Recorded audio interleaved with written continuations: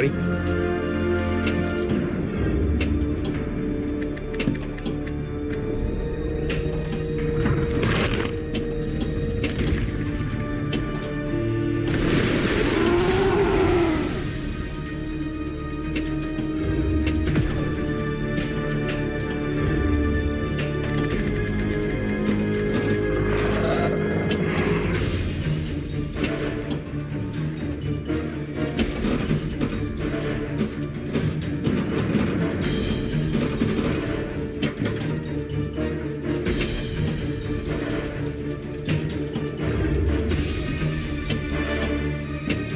Boyfriend's a badass.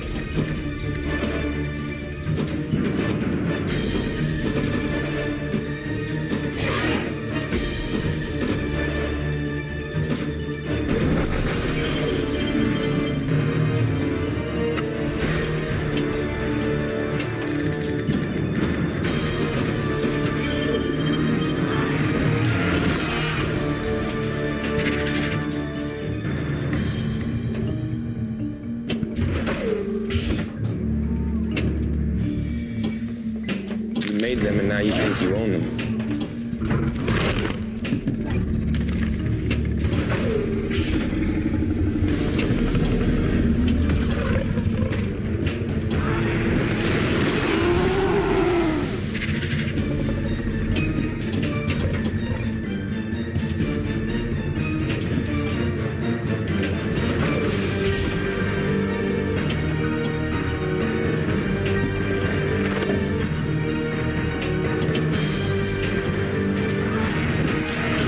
What do you need, buddy?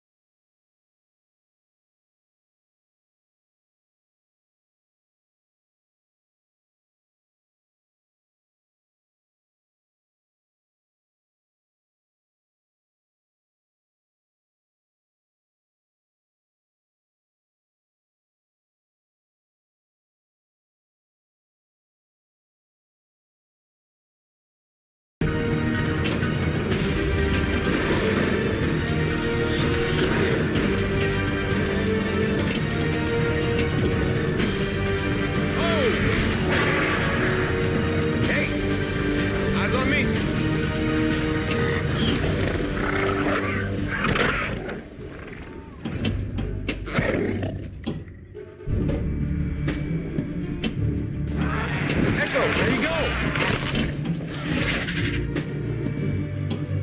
Very good. See, Charlie? That's what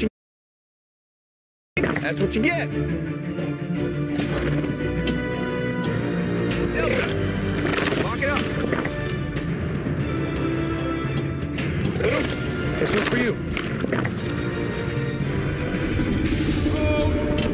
Eyes up. Go. Came on a good day. It's not usually a happy ending.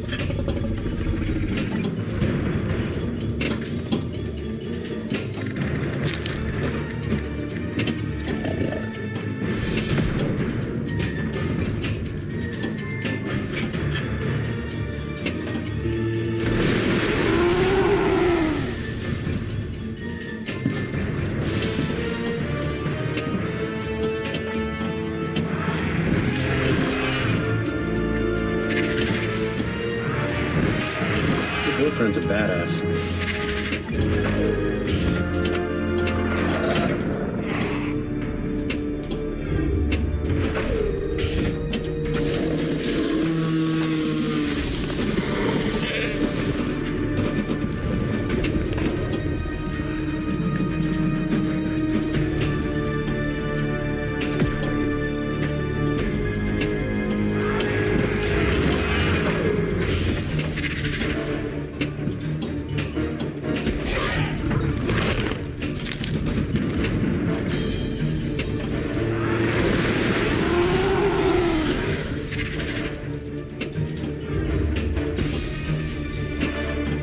see that? I can't wait to tell Mom!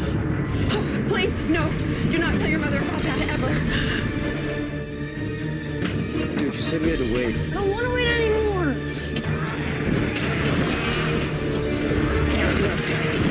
Today turned out to be a really bad day.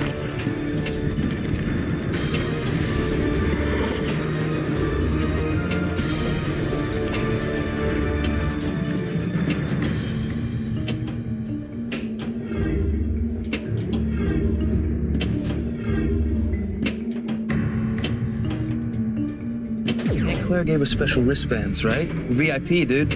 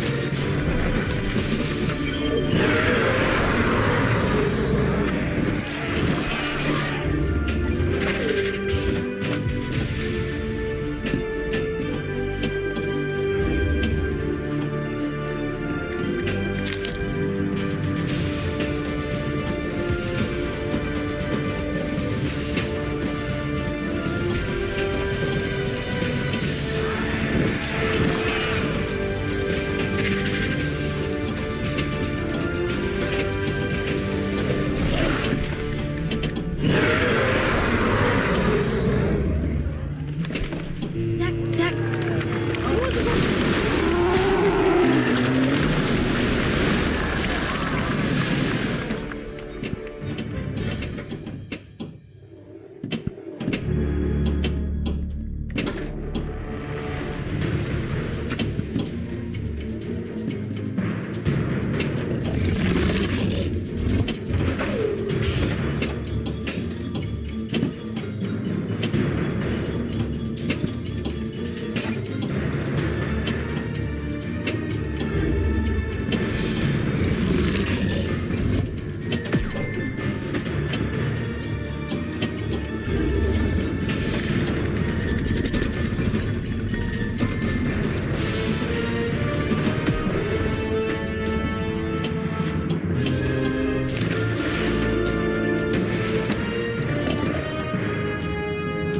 What do you need, buddy?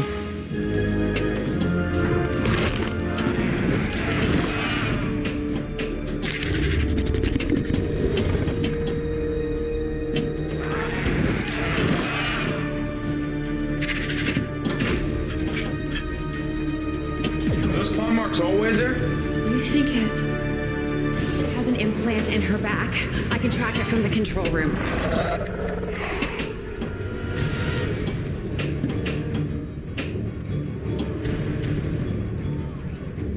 We have an asset out of containment. Put ACU on alert. This is not a drill.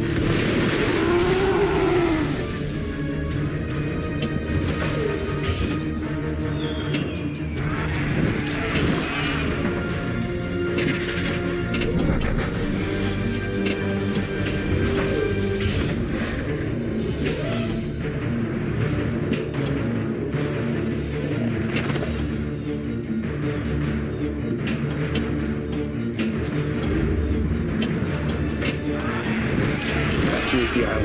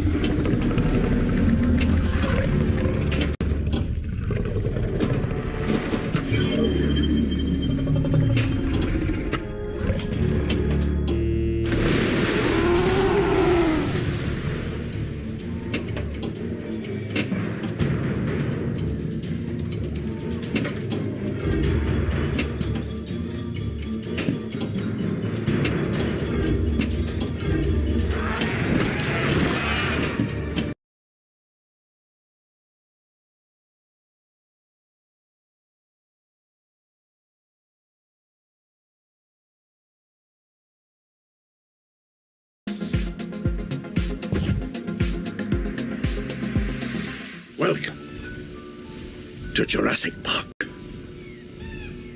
Land the ball in the nest.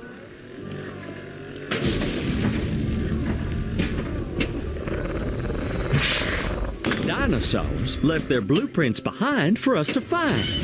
We just had to know where to look.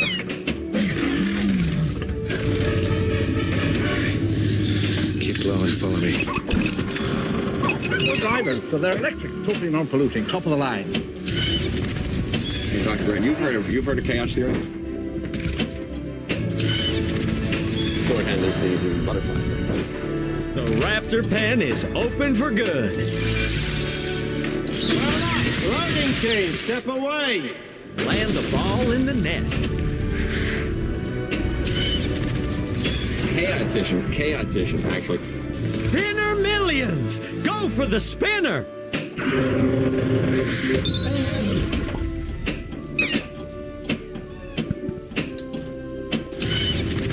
The essence of chaos.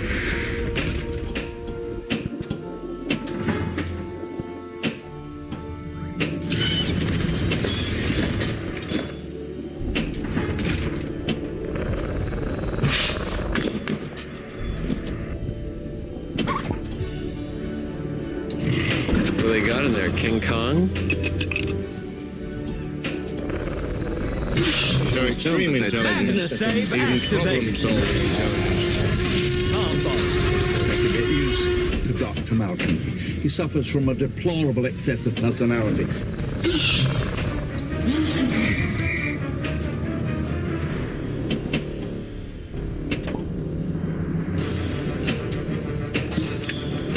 Hurry! 3, 2, Now, just to be safe, I want everybody in the emergency bunker. Gatekeeper!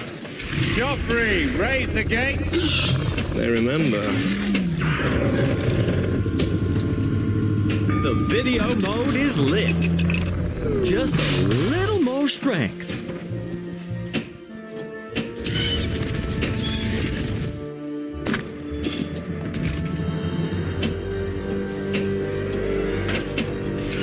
Save stack.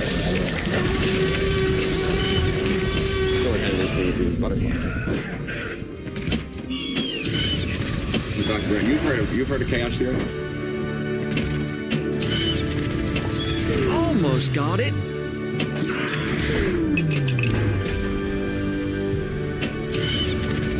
The essence of chaos. The raptor pen is open for good.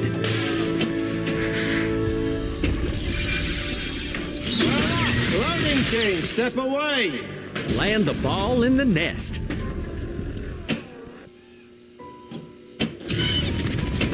Oops.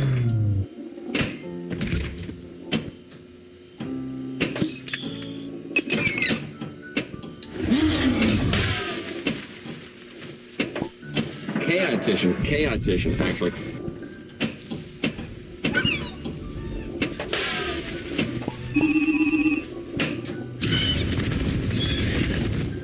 Ball one locked. Land the ball in the nest. Skill shot. A DNA strand like me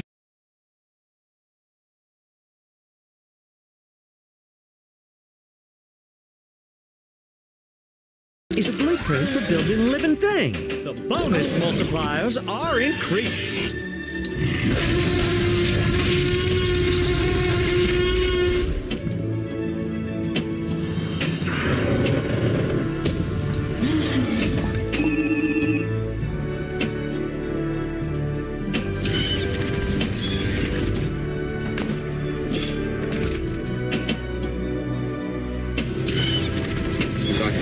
You've heard of chaos theory? Have to get used to Dr. Malcolm. He suffers from a deplorable excess of personality.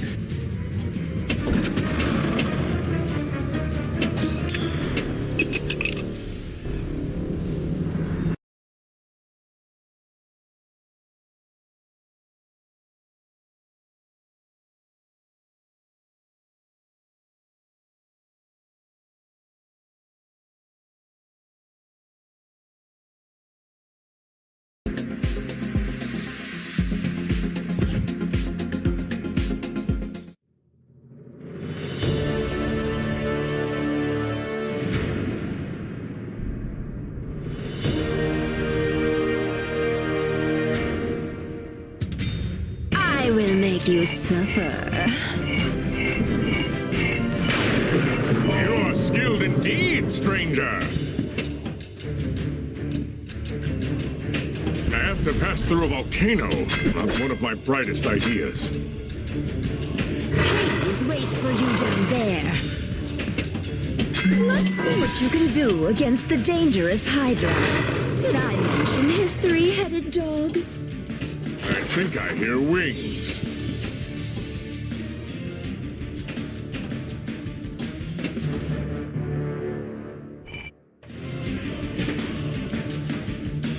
I eat Hydra heads for breakfast, witch! Beware of the reptiles around here, Hercules. Oh, you think my Hydra will be a quick meal for you then? I hope that Gaia won't rouse this volcano. Oh, did I forget to mention that Ares sent some birds for you? Join my club of victims, beast! You find me in a cloudy mood today, Hercules. You know, Hercules, I always wanted a nice statue of you. Why is this volcano moving?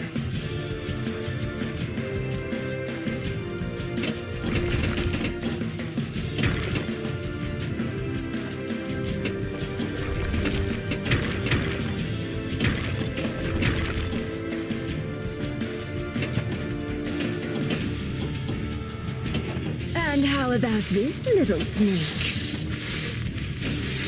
You don't mean to mess with the clouds again, do you? I must subdue it with my bare hands. A gift from the gods, stranger.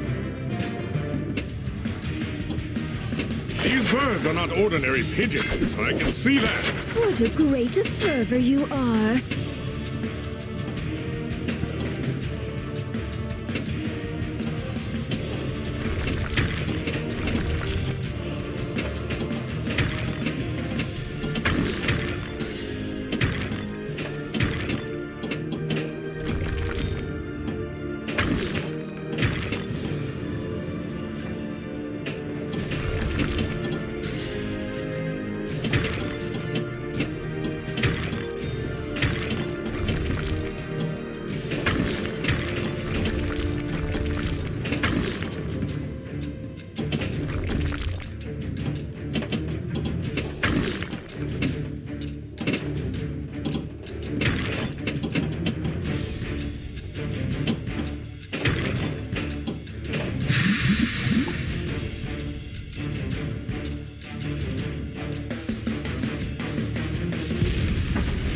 This is not a volcano!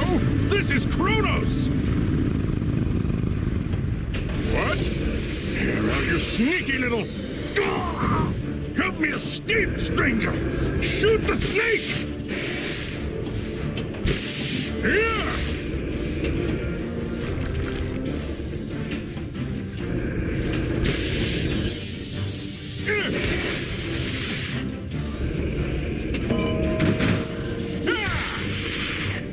Gift from the gods, stranger!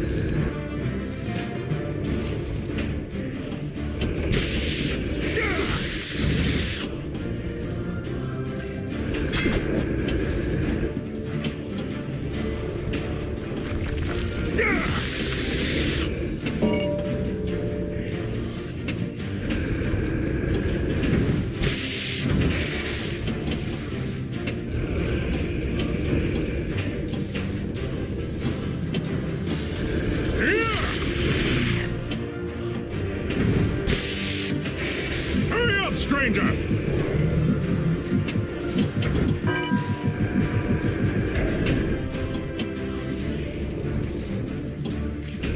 We have to make it in time!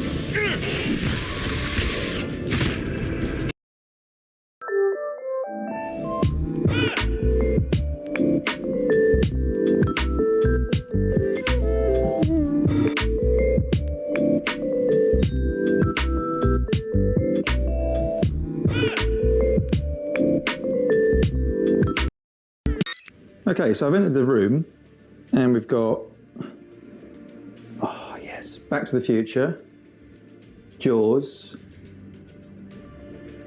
The Walking Dead. For some reason I don't feel like I'm aligned to the floor. Should I be sat down? Yeah, whatever. Right, so let's try and press A. Oh.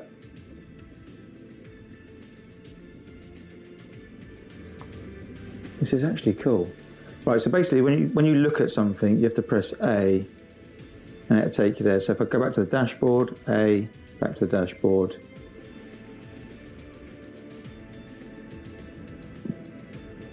I mean, graphically, this looks great.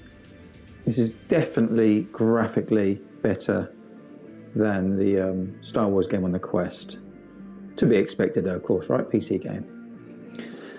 Right, let's play Back to the Future.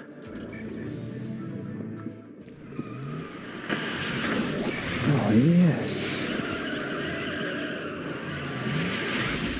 Right.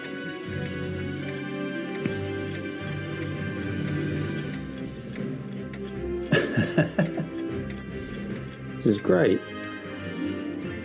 Input the destination time. 1955, part 2. Oh man, this is so detailed. Twin Pines Mall, there you go. Where's Lone Pines Mall? 1985 alternative. Right, how do I... 1885.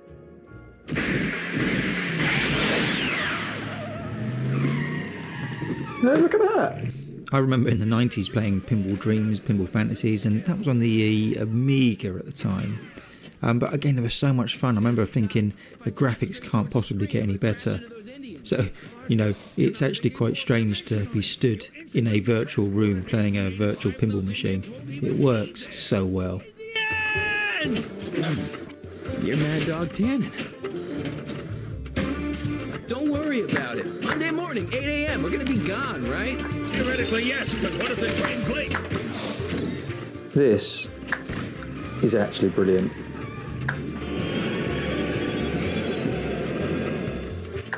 This is actually brilliant. And it's just as frustrating as real pinball.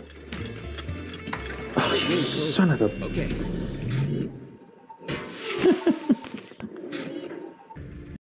Let's give Jaws a go. Back in the day, we didn't have all this fancy stuff. I really do need to back this up a little bit, as I don't think it's fully coming across here, but this game is very, very good. I mean, it gets top marks. At its core, it's just a pinball machine game, and I feel like I'm actually playing a real pinball machine. Now that's a win-win-win, if you ask me. You know, this is nearly 3 to 4 years, in fact 5 years old I think this is, and it was created by Zen Studios, so they really did smash this one out of the park. Why is FXBR not bought out any more of these then? Because this is like significantly better than Star Wars.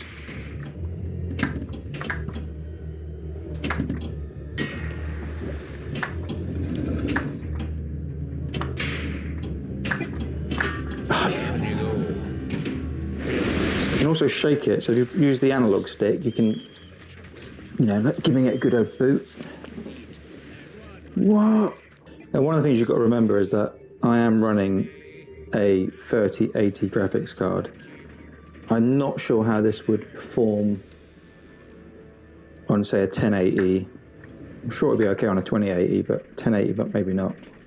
So detail-wise, you can, I mean, you get the 3D feel. Things are sticking out nicely. And obviously around me I've got water and a shark every now and then trying to attack me. Can it get any more real? Come on, Chief, it ain't that hard. Ooh, Walking Dead. The Walking Dead. You all right there, mate? Let's do this. Ha! I've got an axe.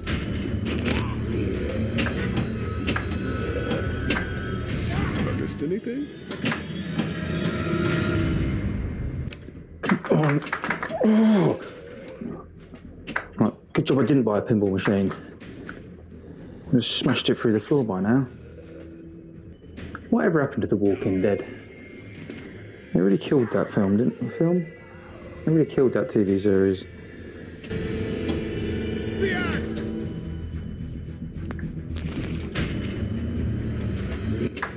And also, like, none of the characters on here match the TV show. I guess that is it because of copyright? I don't know. It can't be, surely. They got Back to the Future in here. Okay, so that's Walking Dead.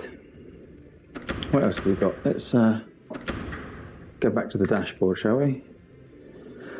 So if I choose E.T. Oh, I see. So I can replace them out. Replace it. Oh, E.T. There we go.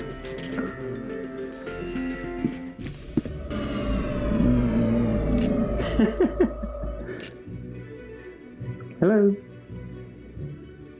I'll be right here. So how does this look here then? Oh, you got the bike. So if you ever want to watch the worst pinball player in the world, just carry on watching me. Oh, hello.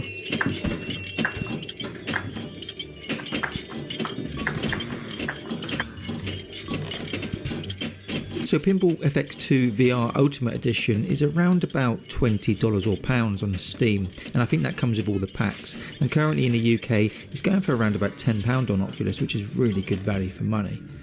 Now the game comes with 3 packs. You get Season 1 pack, which again was 2016. You get the Universal Classics pack, which is basically E.T., Back to the Future and Jaws. And they also have got The Walking Dead as an extra on the side.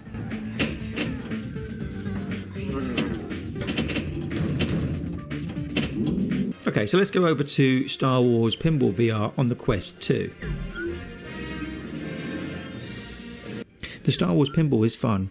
There's a good selection of tables ranging from New Hope, Empire Strikes Back, Return of the Jedi, Rogue One, Mandalorian, and, a fair few others. Now you can customise your home area, and that's quite cool, and there's also some mini games you can play. Now if you're a huge Star Wars fan, this is really good fun. My personal view though is from the pinball game side of things. Although it is really, really good, it just didn't excite me as much as FX2 VR, and I think that's because there's just lack of variety. Although you've got the different movie styles, I like to kind of play different types of movie or genre, whatever that might be. Sand people are worse.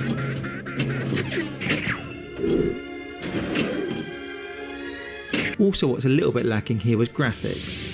Now, to be expected, it was built for the Quest 2, which of course just isn't as powerful. So it just doesn't in any way look as good. It's got kind of low resolution in some bits, and at times feels a little bit, not blurry, but I guess it feels a bit more cartoony, as opposed to, playing on a real metal pinball machine. There is still plenty to do in this game, and it is a must-have for Star Wars enthusiasts. If you're a pinball enthusiast, you will enjoy it, but I think you'll enjoy FX2 VR more. So as you can see, both pinball games have a very similar look and feel. Both being made by Zen Studios kind of explains that. For me, the Star Wars one is okay, but as someone who is not a huge Star Wars maniac, it kind of got boring after a few hours of play. For me, FX2 VR feels like an actual pinball machine within an actual environment, and it's just a personal opinion, just my preference. So there you go folks, hope you enjoyed the video. Please do remember to like by hitting the thumbs up just below here, and hit our logo in the bottom right and subscribe. See you in the next one.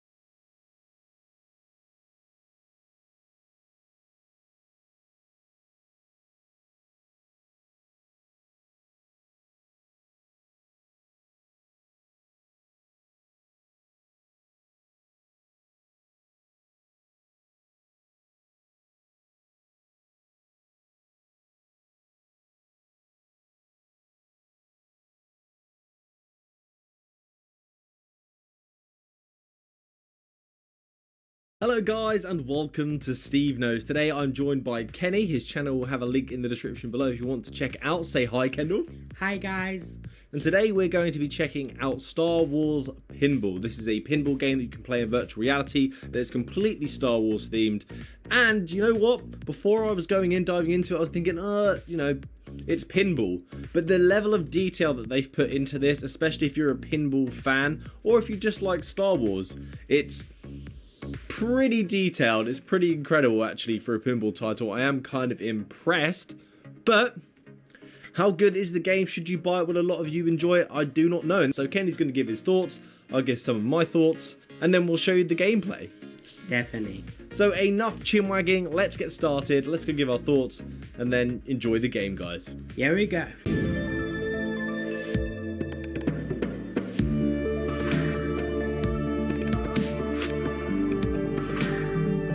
Let's see, we playing. Think our thought. Everything is amazing. Colors is room.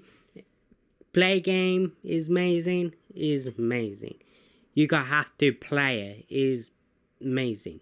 Everything except the control your hand. Gonna take it off and on again. Back to you, Steven, or your answer. The game is actually really detailed. This is a pinball game, so they had to pull out all the stops, and I'm actually really impressed with what's going on in the tables. You can get like really up close in the tables and play as if you're part of the table, you're actually in it. And that was kind of a crazy experience because you can see all the details, the ball up close, all the characters and the animations going on.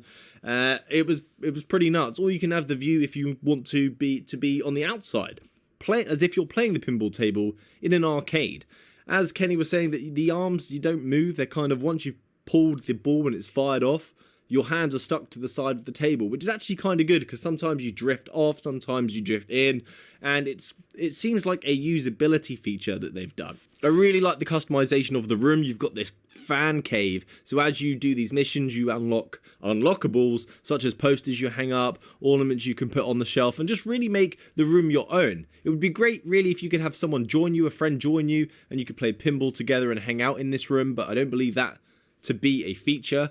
Hopefully in the future, if the game does well, that's something they're going to think about doing. When I say there's a level of detail, like there's a lot of detail, and it's almost like too much to grasp unless you're really investing yourself into this game. So each table, you know, there's different ways of scoring points which unlock different kind of objectives whilst you're playing in game, and you can just play and not be aware of that, but they do have a guide where you can read it, an extensive read, to follow what's going on, and that could help you learn the nuances of each of the table. There's also these powers that you can unlock, so once you complete objectives, you get these points. You can use these points to improve your upgrades. But again, the level of detail is so intense, and it's just not that clear. I'm still not sure how to activate any of the mini games that they said to have had, and I played so many tables. You may end up having a better understanding than me and actually finding out the nuances and how to play these mini games, but I just didn't find them. But the detail, as I said, is completely nuts. The characters that are around it, the details of the table just look absolutely stunning. So if you're into pinball, you're into Star Wars, I think you'll enjoy this. And the feedback of actually hitting the ball was quite good. But there is something else that kind of got to me as well, is that you're always looking down, so the weight of the headset is kind of pulling your head down. So just be aware of that. You may get a neck ache after playing for a very, very long time. But I think that's enough chin wagging. Just check out the gameplay and see for yourself. Sweet, so I've chosen light side. This, if you go over to the TV in your fan cave here, which has some pretty sweet decor.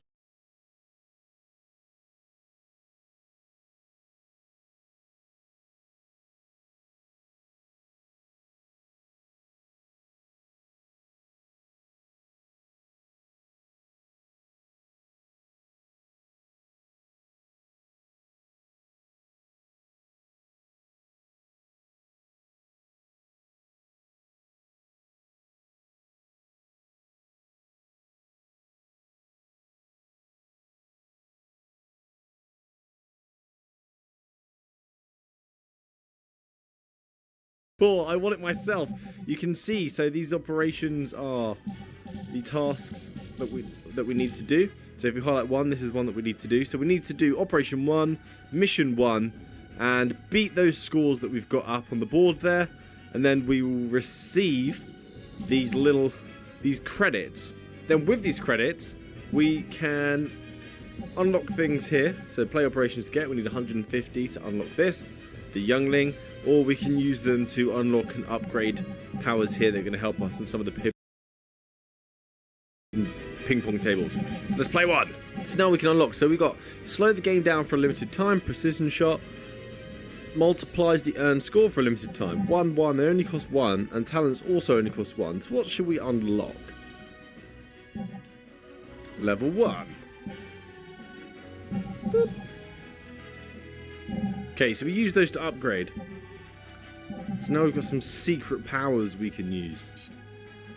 So the controls in game you can see here as well. So in case you wanted to know what they were, flippers for the triggers, of course. Pinging the ball out is the A button, or you can use the right stick. Nudgeable, the left stick. Immersion switch, where you can get nice and close. Oh, you can change your slot. So once you're in total immersion mode, you use the grips. You can move position. Force power, the B button. Movement type, teleport. Change that please to locomotion. Thank you very much. Let's go. Okay, I've begun.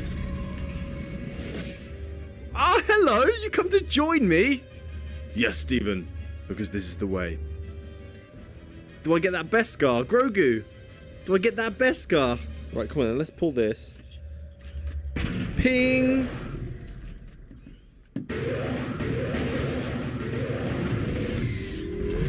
Here we go. It snaps your arms to the side. I don't put them there.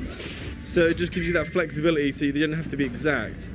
Oh, but you can feel the feedback on pinging one of the balls. Boom! Ping! Boom. No, you don't. Yes! Ping! What did we go? Oh, hit the bumper. 3,000 points. Oh, I'm getting a bit panicky. The ball's going so fast. Flick. Oh, it went up there. I thought I was going to get something sweet. Go on, go round. Nice ticky-tacker. Oh. No, I've lost it. He's lost it. Oh, it fired the jet fired it back up for me. Quick replay. No! That's not fair, Mando. No, no, no. Yep. Ping. That's worth some points. Yes, and again. Oh, the points are rolling in now. My next job. Look at this. I'm now in it. I can control the ball from here. This is a weird view. Hey, guys. Oh! You can be in the pinball machine. This is nuts. There, we got plenty there. So we've unlocked some songs for the jukebox that we can have in the fan cave, sorry, and a poster, Emperor Palpatine. Nice. Let's go. I think we should go put those up. Here we go. Let's do something here. Let's put our new poster up. Nice. Looking good, Emperor. Very nice.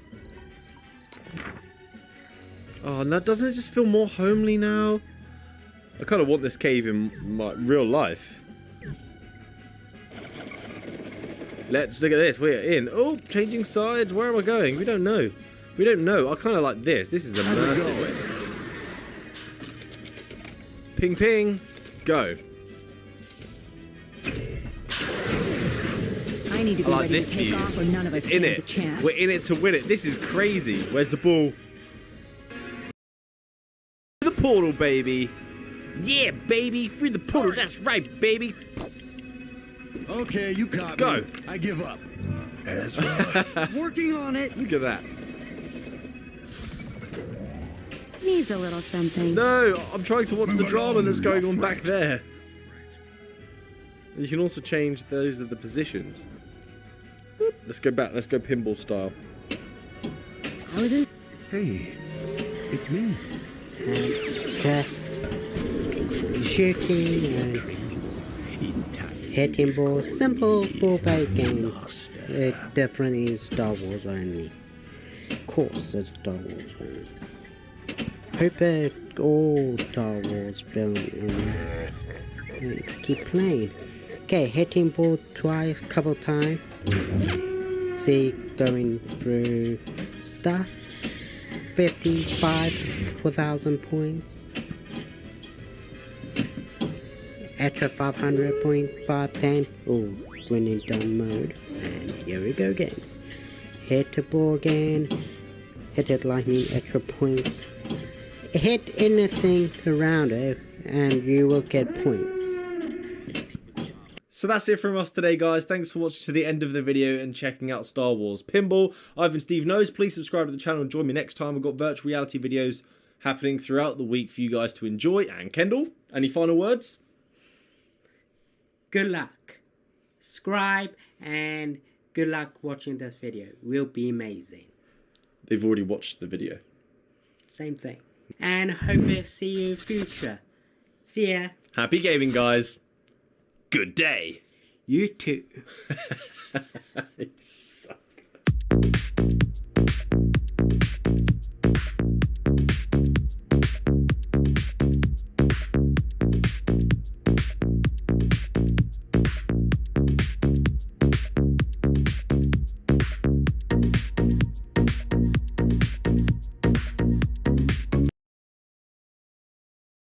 Hello everybody and welcome back. As always, I am Mateo311 and this is your channel for everything VR related. Today, we have an insanely huge video. This is my annual games ranking that goes through my entire library of PC VR, PlayStation VR, and Quest titles, scoring them from my least to most favorite. Last year's video was amazingly successful, so thank you guys for 1 million views. But today's video is much bigger with nearly 200 titles. So strap in and get ready to take some notes, because I guarantee there's a few games you never heard of and you might want to pick them up. I've also rescored everything from last year's video, so you'll get an update of where older titles currently stand. If you're interested in my ranking criteria, that will be at the end of this video, with some games I neglected to score. There are of course links and timestamps in the description, but before we jump in, this video is brought to you by Kiwi Design, one of my favorite sites for VR accessories. They just released some brand new Quest 2 hand straps that'll give you that Valve Index feel and allow you to completely let go of the controllers. They also have plenty of other accessories like controller weights for those of you who work out in VR, cable management systems, and my favorite accessory, their super durable and extra comfy Quest 2 Elite strap. There are links down in the description, and don't forget to use discount code Mateo311 for 5% off and to help support this channel. Now, I like to start this video off with the graveyard, which is multiplayer titles that have completely lost their player base, and you shouldn't consider buying them unless something changes. Chronologically, this includes everything from Hover Junkers, Space Junkies, Air Ranger, Virtual Battlegrounds, and now unfortunately we can add Solaris Off-World Combat and Tower Tag to the list. You might be thinking we should add Medal of Honor above and beyond, but there is still a small daily player base for both PC VR and the Quest. Now, under no circumstances should you be buying these games, and in some cases they're no longer even sold. Speaking of no longer sold, I actually have to add the single player shooter Silicon Rising to the graveyard. I really love this game. For me, it was a hidden gem, but for some reason it has been removed from Steam. I've reached out to the developers regarding this, and they're claiming they have no idea why it's been removed, and it doesn't look like it's coming back. Now, there are some additional co-op titles like Star Trek Bridge Crew and Cookout a Sandwich Tale, where their player base is either low or dead, and I would only pick up these games if you have a group of friends ready to play with you. Okay, so let's move on into actually ranking some games, and I'm bypassing titles that are just completely broken and have no redeeming qualities. We'll start the list at a 6.5, which is basically just a passing grade, and these titles are usually lacking in substance or just ultimately forgettable. And first on that list is Thunder God. Cool graphics, but minimal mechanics and content. This wave shooter, or rather hammer thrower, lets you feel like you're wielding Thor's hammer until your arm hurts, and then you basically never play the game again. If you find the title on a super steep sale, maybe consider picking it up. And speaking of titles that should only be picked up on a steep discount, we have Wolfenstein Cyberpilot. It's hard to imagine how 60 minutes of Nazi murdering via multiple different remote piloted mechs could be boring, but Cyberpilot manages to pull it off. All the visceral action you expect from a Wolfenstein title is missing, and the game remains one of my biggest disappointments. Another title that severely disappointed me was Awaken. This horror game looked extremely creepy, but poor performance, horrendous controls, bugs, and a slow start ruined the experience for me. Now, they have improved some of these issues over time, but I'm still stuck on that first impression. Speaking of first impressions, right out of the gate, the Western-themed wave shooter Guns and Stories seems pretty cool. The cutscenes are a nice touch. It's fairly entertaining, but ultimately forgettable and quite repetitive. A similar title that replaces the Western theme and guns for castles and medieval weapons is Mason Grace. Again, it's really fun to punch waves of incoming enemies. I do enjoy the humor and excessive gore, but there's nothing to really keep me playing this, and at most I might use it for something like a VR demo at a house party. Okay, so we are now moving into the 7.0 to 7.9 titles, which are good games, but not great. They might be worth picking up if you just love the genre or you find them on sale. And first on that list is going to be Rush. As the name says, Rush is supposed to be this adrenaline-filled wingsuit flying game. Unfortunately though, I just did not find it that immersive. Something like Richie's Plank experience can oddly get the pulse up, but somehow flying over mountains in a wingsuit just didn't do much for me. I was a fan of the multiple different control options though. Next on our list is this year's first newcomer, Space Blockbuster. It's like physically jumping into a game of Brick Breaker, and it's definitely a fun, engaging experience. But outside of just some casual gaming, maybe showing it off at a house party, there was just nothing else pulling me back to this title, and if I was just looking to kill some time, there are better options. Speaking of better options for VR, I wouldn't recommend your first experience be a roller coaster or the title Epic Roller Coasters. The game itself is actually pretty cool, and you can pick it up for free, only paying if you want additional tracks. But roller coasters in VR is a recipe for motion sickness. After 6 years of playing VR games, I still find this title fairly uncomfortable. But I did feel completely comfortable throwing on a gi in Ninja Legends. This arcadey ninja fighting wave shooter is definitely fun to play. There's lots of cool weapons and special abilities to unlock, and there's excellent boss fights. They've added an archery section since launch, but it's still pretty shallow, and the combat isn't as good as some games that'll show up later on this list. Speaking of combat, let's become Batman, which is an absolutely amazing experience in VR. Unfortunately though, this is a bit more of an interactive story rather than an actual game, and while it does have some really cool moments, it's extremely short with no replayability. Batman had the potential to be something great, but like usual, the Dark Knight vanished on us mid-conversation. Now our next title is the wave shooter Raw Data. This was a very early VR title, and it tried to be a lot more than just a wave shooter by adding a full storyline and playable classes, plus a few on-rail segments and areas of free locomotion. Unfortunately though, at its core, it's still very much a wave shooter. The main thing holding back this title is the $40 price tag. Now moving up the list a little bit this year is Aspire 1 VR Operative. This game promised to be Metal Gear Solid in VR, but failed to deliver. The launch was also unfortunately riddled with bugs. It has definitely improved since launch though, and there's now additional content. So if you're in desperate need of a stealth-based VR game, this is a decent option, but there are a few more later on in this video.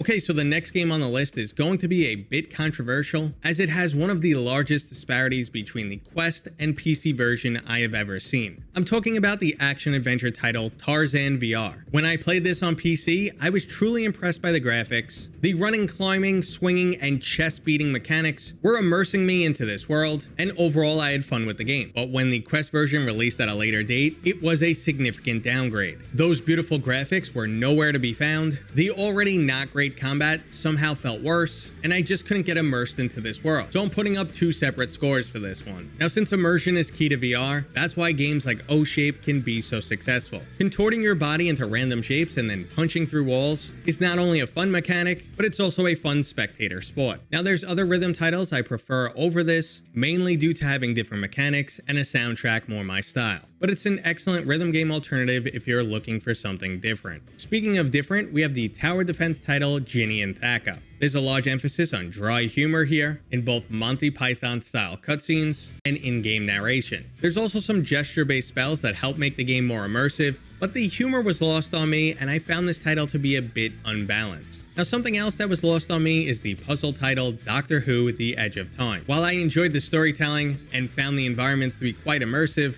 anything related to the TV series went over my head as I've never watched it, and mechanically this game felt like a first generation VR title. Initially I struggled with some controls more than I did the actual puzzles. Also, some aspects felt frustratingly unintuitive, like the first puzzle where you need to find the code to a safe. I'm sure there's more enjoyment to be had here for Doctor Who fans, but for me, it's not exactly what I'm looking for. Now, a similar title that did appeal to me a bit more was Prose Enlightenment. This is a truly challenging puzzle title with a dark theme. The game takes place in 2 separate timelines, and it's just a really intriguing storyline. Now, if puzzles aren't your style and you're looking for combat, we have Arashi Castle of Sin. This revenge-fueled samurai stealth title has a lot to like. The levels are open with multiple avenues of approach. Your pet wolf is a badass, and stealth kills are truly satisfying. The sword fighting and AI can use some work though, and it's also a fairly easy game. But if you're not interested in a samurai fantasy world, we have 2 titles that try to emulate real life. Forever Bowl and Forever Darts do a great job of delivering a darts or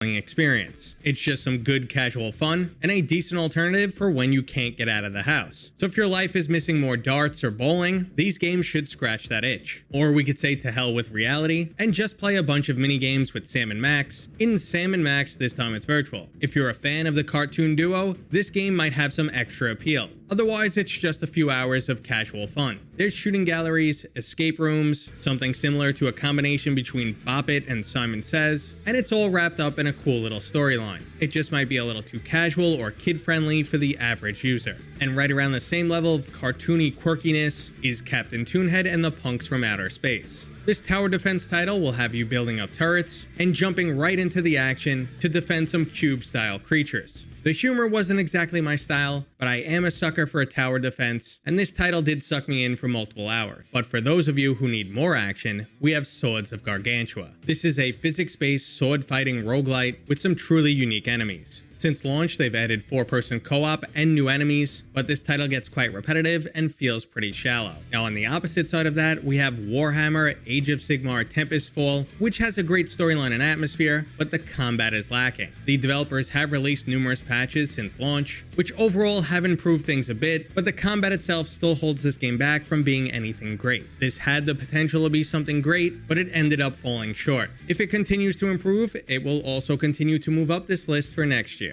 And while we're moving up the list, we have the army-themed RTS Final Assault. If you ever played with Green Army Men as a kid, that's basically what this game is like. The RTS elements are quite simple, and you'll mainly be pushing your units down a few separate lanes, but there are a few standout moments like grabbing a plane out of midair and redirecting it to rain gunfire down on an unsuspecting enemy. You won't find many people these days playing it online, but for $9.99, it's a good way to scratch the RTS itch. Now, a completely unique title that's in its own category is Starship Commander Arcade. This is an interactive story that's controlled completely by your voice and a few head movements. You take control of a spaceship and your choices will guide the storyline. Unfortunately though, this game has a tragic history, and even though its technology was winning awards and was highly praised, the studio could not find enough funding. So it ended up being a short arcade experience rather than an epic multi-hour adventure they originally planned. This story can be found in a documentary that's included with the game that I found to be very interesting. But to each their own, which is a perfect segue for horror titles, starting with Wraith the Oblivion Afterlife. A little bit too slow at some points and a little bit too creepy at others keeps this game from mainstream appeal. I had to push through some slow story elements in the beginning, and then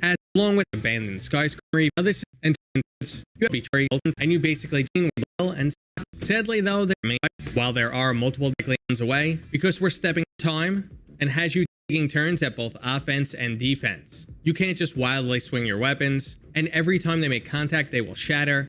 You need to reform them. It's a unique set of mechanics that just works well. There's also competitive multiplayer and a ton of different weapons to choose from. It's not my favorite melee title, but it's still a good option. And that's just like Ven VR Adventures, which isn't my favorite platforming title, but it's a good option. Ven has some really cool environments, the difficulty starts to creep up towards the end, and the title does throw a few surprises your way. I just found the combat and some of the sound design to be a bit lacking. Now, a title that I thought would be lacking but actually surprised me was Zombieland Headshot Fever. It's not quite an on-rail shooter or a wave shooter, but it plays like the classic House of the Dead titles. You'll enter a room, have to clear it of enemies, and then you could proceed forward. There's new weapons and upgrades to unlock, and there's a high emphasis on replayability. If your goal is just to pick up a fun shooter, you could do a lot worse than beaching keys to some music by the title. And while we're on the topic of games that are just fun to play, we have Avicii and Vector. This rhythm title is a port from the original flat screen version, which has you pressing keys to some music by the late DJ Avicii. You're also gliding along with the spaceship the entire time, so it makes this entire experience very chill. Now, the opposite of chill is Richie's Plank experience.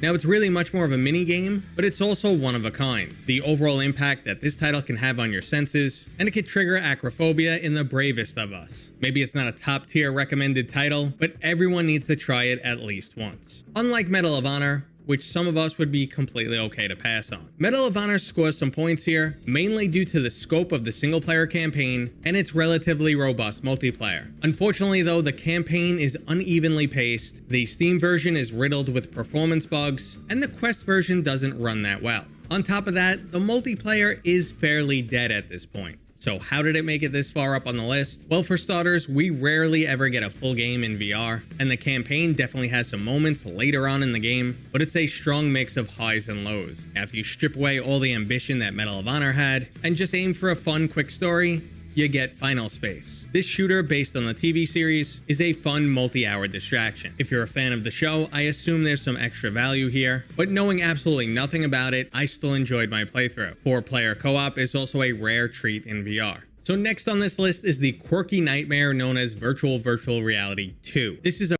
brand new title that actually released right before this video, and I was lucky enough to complete it in time. Virtual Reality 2 has you uploading your consciousness into a really quirky digital world, and then everything goes horribly wrong. This game is well written and extremely self-aware, poking fun at things like the metaverse, and some levels are a quirky parody, mixing titles like Beat Saber with a meditation app. The title's really well done, but the quirky nature might not be for everyone. Now, a title that was aiming for mainstream appeal is Star Wars Tales from a Galaxy's Edge. For the most part, it is successful, but it's a bit of a bland shooter, and the best part is a small side mission where you take on the role of a Jedi. Now, this game really starts to come into its own in the Last Call DLC. From there, you get to take on the role of a Jedi, an assassin droid, and even a stormtrooper, and they kick the overall action up a notch. Unfortunately though, you do need to make it through part 1 before you can play the second part, so I'm going to put 2 separate scores here. Now, while Tales from the Galaxy's Edge is fairly popular, I'm sure most people haven't heard of the next title, Vanishing Realms. This is a classic VR RPG title that was quite frankly ahead of its time.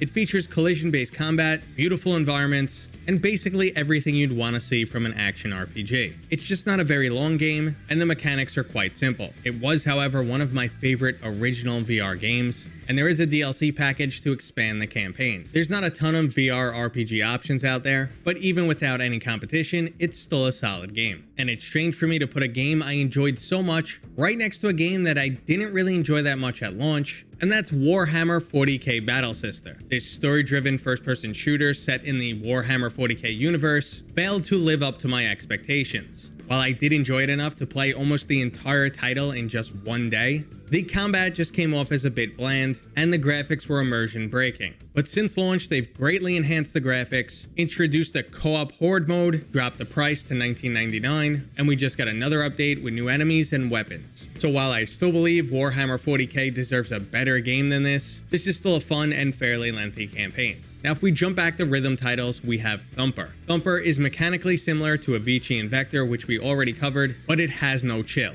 The overall tone, effects, music, and giant enemy looming above you is all very aggressive. It's also a great challenge that'll definitely raise your pulse, but at the same time, it's extremely satisfying when you nail the moves. And while the game doesn't make great usage of motion controls, VR does make it that much more intense. And since we like things intense, let's jump into Doom VFR. Now, I've revisited this title since last year, and it has moved up the list a little bit because a good portion of the launch bugs have been resolved. Now, while this is a solid shooter, it just doesn't feel as action-oriented as those new Doom titles. Mechanically, it's also lacking a bit, and I just didn't feel like I was that all-powerful Doom guy. And speaking of not exactly feeling the role, in Phantom Covert Ops, I didn't feel like this unseen special operative. To me, it felt a bit more like hide-and-seek canoeing. That being said though, there are some cool elements in this title, and it can be quite immersive. A 6+ hour-long campaign is a lot more than we usually get in VR, and post-launch they added some trials that help with replayability. Now, I wasn't the biggest fan at launch, but this title did grow on me a bit over time. Now, if you want to unload those guns and pack a fishing rod in the canoe instead, we have real VR fishing.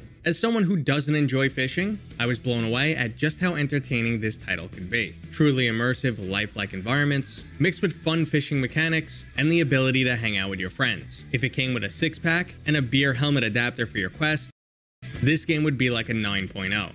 All jokes aside, it's an experience that basically anyone can enjoy, And if you want to up the challenge, you could turn off all of the visual indicators, making this much more true to life. But this is virtual reality, so who's looking for a real life experience? Instead, let's head to a Soviet space station with Jupitergrad. Jupitergrad is a grappling hook platformer with a great sense of humor. Unfortunately for you, this abandoned space station is quite deadly. The swinging mechanics in this title are excellent, and post-launch they've added time trial levels for those of you mastering the art of the grappling hook. Overall, I was pleasantly surprised with this title. Another surprise delight was PokerStars VR. For the low price of free, you'll get your own private casino where you could join your friends or some random other players for a few games of poker. And to help keep things exciting, there's unlockable items and cosmetics, plus they've added additional games like roulette and slot machines. So if you need a quick trip to the casino, go download this game. Now, another place where you could find some treasure is Eye of the Temple. This game is uniquely VR and basically puts you into the shoes of Indiana Jones. You'll have to jog backwards on logs and use your whip to fend creatures in this platforming puzzle title. Overall, it really reminds me of this old Nickelodeon game show, Legends of the Hidden Temple. Kids would run, jump, and climb through a temple-themed maze, all while avoiding traps, looking for treasure, and avoiding enemies. And that's basically what this game is. The title gets high marks for originality, and I've never played another platformer where I was the one physically jumping. But if that doesn't sound like it's your style, let's head back to RPGs with Vengeful Rites. Vengeful Rites is the full package. There's a full storyline, physics-based sword fighting, an RPG system, gesture-based spellcasting, and basically everything else you would expect in an RPG. It's quite similar to Vanishing Realms, but with enhanced mechanics. Graphically, the game's not the best looking, and it can still feel a bit low budget at times, but it's still a great VR RPG option. Now, if you don't care about RPG elements and just want to bash in some skulls, we have Gorn. Gorn is a slapstick, physics-based arena fighting game. It's extremely cartoony, but at the same time, gruesomely brutal.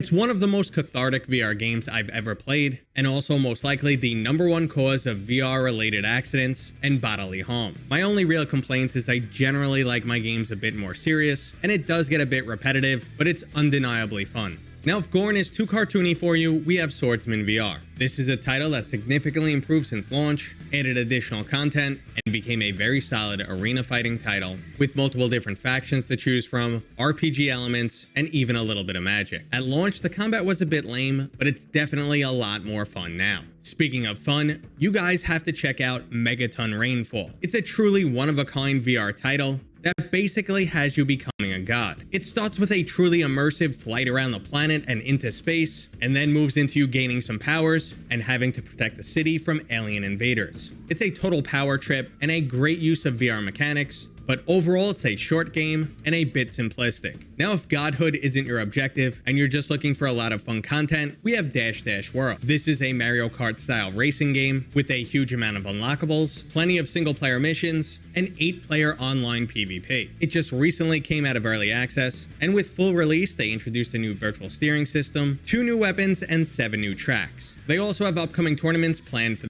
future. So if you're looking for something similar to Mario Kart, here you go. Okay, so the next title is a little hard for me to rank. While I do love it and play it every single day, it's not exactly a game, and it's also a subscription service. I'm talking about the workout application Supernatural, which I have been using for 9 weeks straight, and my only complaint is that subscription price tag. But that's a necessary evil for all the included licensed music and the digital coaches. But for $180 a year, you can get a full gym membership. It's undoubtedly fun cardio though, and there is a free trial if you want to find out if it's right for you. Speaking of games that are right for you, Defector tried to be a jack of all trades, but mostly ended up being just good at some things. It's an over-the-top 007 style game with everything from dialogue choices that alter the storyline, minor puzzles, a fantastic interrogation scene, and a level that's basically a first-person shooter. But like I said, it doesn't master any of these and ends up being just good. Sometimes good is all you need, and that's how I felt about the roguelite shooter Sweet Surrender. There's an excellent arsenal of weapons, you have VR's favorite utility, a grappling hook, and the game is action-packed, so you don't really need much more. If you enjoy this style of game, you can lose yourself in it for countless hours.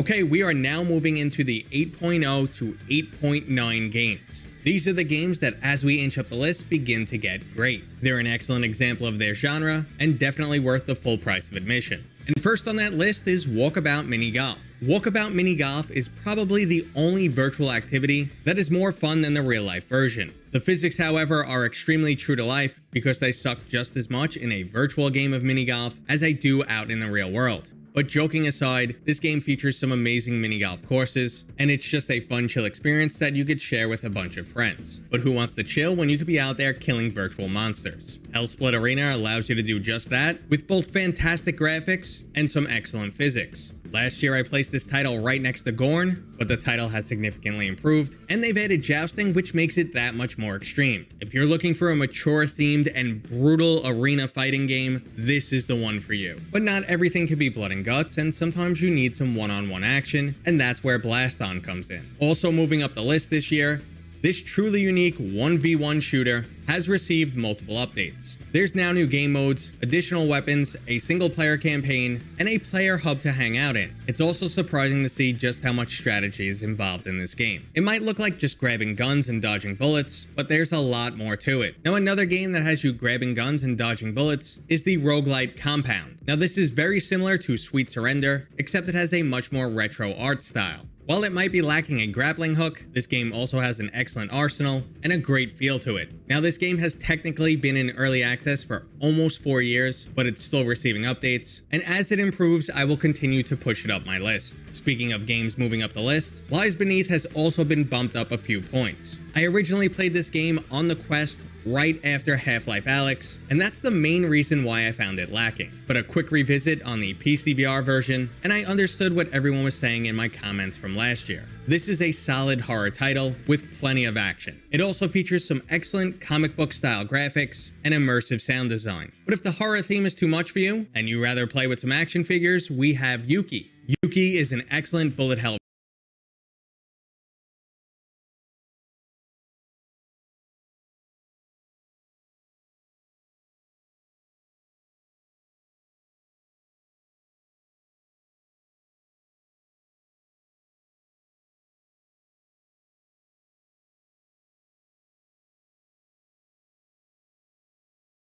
Hello everybody and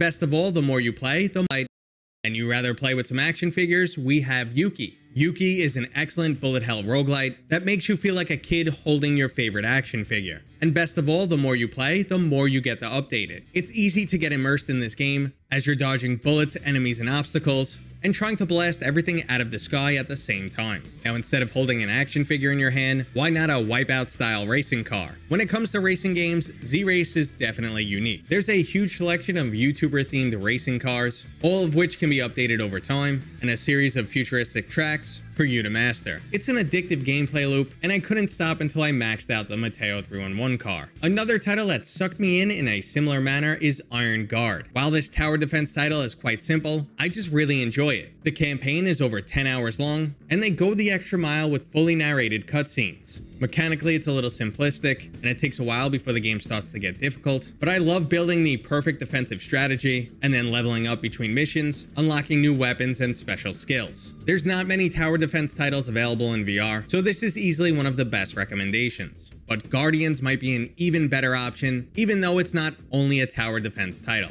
It's almost like a tower defense RTS first-person shooter hybrid set in a world similar to Starship Troopers. You could play it single player or with up to 4 people online, and the game will have you gathering resources, building defenses, controlling armies, and even riding in vehicles. There's also an excellent assortment of weapons to unlock, and the jetpack. What more do you really need? I don't know, maybe a storyline? Well, Hellblade has you covered there. This absolutely gorgeous third-person action puzzle title works surprisingly well in VR. It's a dark storyline centered around mental illness, which literally and figuratively has you fighting demons. This was the first title to figure out how to integrate flat screen cutscenes, and overall it's just an intense experience. Now, if that doesn't sound like your style, maybe you'd be more interested in Cards and Tankards. This free trading card title allows you to jump in game, meet some people, grab a table, and battle it out with some Magic the Gathering style cards. I found deck building and implementing new strategies to be quite addictive, and the game does have a pretty solid community. I actually never played any card games prior to this, yet I still found myself oddly addicted. Now, another board game style experience that caught me by surprise is Table of Tales: The Crooked Crown. This is like your very own personal one-shot D&D campaign, narrated to you by a close friend. While mechanically the gameplay is much simpler than something like Dungeons & Dragons, it has a very similar feel and tells a truly compelling story. It's also just really cool to watch the board come alive and have all the little characters moving around. It's an easy recommendation to tabletop RPG fans. But if you're not a fan, we can always go back to killing zombies in Arizona Sunshine. This story-driven zombie shooter is playable in both single player and co-op, and it's received numerous DLCs over time, including a really fun horde mode. Unlike many other VR games, it's the full package. It's just showing its age a little bit, as it's definitely not one of the best looking games, especially on the Quest. Maybe it's destined to move down a few notches in the future, but that's not the case for our next game, Synth Riders. Originally, Synth Riders felt like a decent alternative to Beat Saber for me, but as you play you realize it's quite different, and instead of just slicing stuff, it gets you to naturally move to the beat of the song. But what really sold me on this game were their new immersive experience songs, which are just mind-blowing. I'm not a big rhythm genre fan, but I find myself playing that algorithm experience at least once a month. So if you're looking to move on from Beat Saber, you might want to consider this game, or our next title, Pistol Whip. Now last year, this game didn't even make it onto my list because I wasn't really feeling it, but the 2089 and Smoke and Thunder updates really sold me. I love everything about them, from the cutscenes to the different graphical styles, the weapon modifications, and the included music. While I still have a little bit of trouble connecting to the music compared to other rhythm games, this game is just oozing with style, and getting to feel like John Wick is more up my alley. And another title that's right up my alley is Grapple Tournament. This Unreal Tournament inspired multiplayer shooter is just plain excellent. Excellent graphics, it's super fast paced, a strategic assortment of different weapons, and we also get a grappling hook. The only thing holding back this game is the low player count. Luckily though, you can now pick up a free demo from the Oculus App Lab, and it will eventually get a full Quest release. And another game that's gonna need a Quest release to pump up the multiplayer numbers is the online sword fighting title Swords of Gura, with a large assortment of melee weapons, and game modes like a 12-person free-for-all, team deathmatch battles up to 6v6, and even some capture the flag. This is an excellent melee experience. There are some unique sword shattering and blocking mechanics, but this game really needs to hurry up and release on the Quest, because unless you go to their Discord and plan out some matches, it's pretty hard to find a game. Now, if you'd rather keep your sword fighting to single player, we have Journey of the Gods. This is a light RPG title that makes great usage of VR, allowing you to transform into a towering entity. There's a cool storyline, physics-based combat, excellent boss fights, and some additional surprises along the way. If you're looking for a light RPG, an easy recommendation. Now, if you'd rather just get your heart pounding, we have Thrill of the Fight. Just get in the ring and start beating up some enemies. That's it. It's really simple, but this game delivers. 15 minutes in, you will be covered in sweat and wondering if you're actually in a real fight. There's some awesome effects when you take a solid hit, and it's always great to give your enemy a black eye, or soften him up and watch him drop his guard. Forget Supernatural or any other fitness apps, this might be all you need. But if that's too intense, we have some fun house party games to check out. Keep Talking and Nobody Explodes is about as unique as a VR game can get. One person will be in VR attempting to defuse a bomb, while everyone else in the room will attempt to give some defusal instructions. But to make matters worse, everything is designed to be as confusing as possible, and multiple different things are competing for your attention. If you haven't experienced this game, or you're looking for a party title to play, I highly recommend it. But right above that, I would recommend Takeling's House Party. Up to 8 people can take on the role of these creatures known as Takelings by using either a traditional game controller or their cell phone. Some game modes will have the VR user attempting to kill all the Takelings, and they could band together and fight back, while other modes will have the Takelings in direct competition. This is honestly my favorite party title, and I think everyone needs to try it. But many of us are lacking friends and only stick to single player, so we have a truly unique rhythm title, Against. Against is like a combination of pistol whip, Beat Saber, with a drop of stride thrown in there. And rather than slicing down blocks or pixelated creatures, there's some awesome comic book style fantasy creatures for you to mow down and chop in half. It's an excellent take on the rhythm genre for those of us looking for something a bit more gritty. Now another gritty option is Sniper Elite VR. Travel back to Italy during World War II and basically become a one-man army. The Sniper Elite series is known for that X-ray kill cam, and it's even more brutally satisfying in VR. A lengthy campaign, compelling storytelling, and lots of Nazi murdering make this a very solid title. Now if you were looking for a bit more emotion in the storytelling, we have Stormland. This single-player shooter is also playable in co-op, and it sets you down a path of uncovering what happened to this mysterious planet you're on. As a robotic unit that was damaged and out of commission for quite some time, you're not only rebuilding your memories, but upgrading your chassis. With excellent locomotion mechanics and fun combat, Stormland is definitely a fun title, albeit a bit too repetitive. But repetition can be okay if the gameplay loop is on point, and that's exactly what Swarm delivers. Swarm easily has some of the best grappling hook mechanics, and you're definitely going to need it because there is no ground in this game. You'll continually swing from platform to platform while taking out waves of enemies and picking up some truly powerful secondary weapons. This title is filled with epic boss fights, a significant challenge, hours of gameplay, and even some cutscenes. There are some multiplayer modes currently in development, and if they're successful, I wouldn't be surprised for this title to move up the list for next year. But a wave shooter that still holds a special place art is Space Pirate Trainer. I love the mechanic of pulling a shield out from over your shoulder, switching to the proper weapon based on the enemy you're fighting, and even dual wielding some weapons for an extra power boost. The soundtrack always gets me pumped, the main boss is an epic battle, and their arena update is absolutely game changing. So now not only do you have a super fun single player shooter, you also have an online co-location 1v1 multiplayer title. The only issue there is you need a really large play space. So if you only have a small amount of room available, maybe the RTS title Battle Group VR is more suited to your play space. This space battle title is currently the most in-depth VR RTS available. It features a full single-player campaign, full customization of both your ship captains and your fleet, which comes in the form of special power-ups, weapons that specialize in either dealing hull damage or shield damage, trade-offs between speed, hull strength, and shields, giving you a ton of customization options. There's also online competitive multiplayer and the ability to use voice commands. And the game also just happens to have amazing graphics. So this is easily my top pick for VR RTS titles. Now some VR shooters that tend to go under the radar these days are the Serious Sam titles. There are now VR versions of these titles available, and unlike some other ports, these work amazingly well. It's non-stop fast-paced action with tons of enemies on screen and excellent graphics. There's also a ton of content available, multiplayer gameplay modes, and I have to mention that the scale of the enemies in this game just looks fantastic. Now, some of these old school titles remain my favorite VR shooters, and that's the case for the next title, Super Hot. Super Hot is an extremely unique shooter. Enemies will only move when you move, turning this into almost a puzzle title. Between limited weapons and ammo to use, plus enemies approaching in unexpected ways, creates a lot of trial and error to pass a sequence. There's also a bit of quirky VR inside a VR game storyline going on, and the only thing holding back this title is the rather short gameplay length. There's definitely some replayability here, but most people want more content. Now, one of my favorite shooters with a lot of replayability is Robo Recall. The mechanics behind this title truly shine. Not only are you decommissioning hordes of robotic enemies, but you're also rewarded for doing it in style. Bounce a weapon off the enemy to automatically reload it, catch a bullet in midair and throw it back at the enemy, or just rip off some limbs. The options feel limitless, and every time you play a level, you'll earn some points to help you upgrade your weapons. I still absolutely love this game and have been waiting years for a sequel.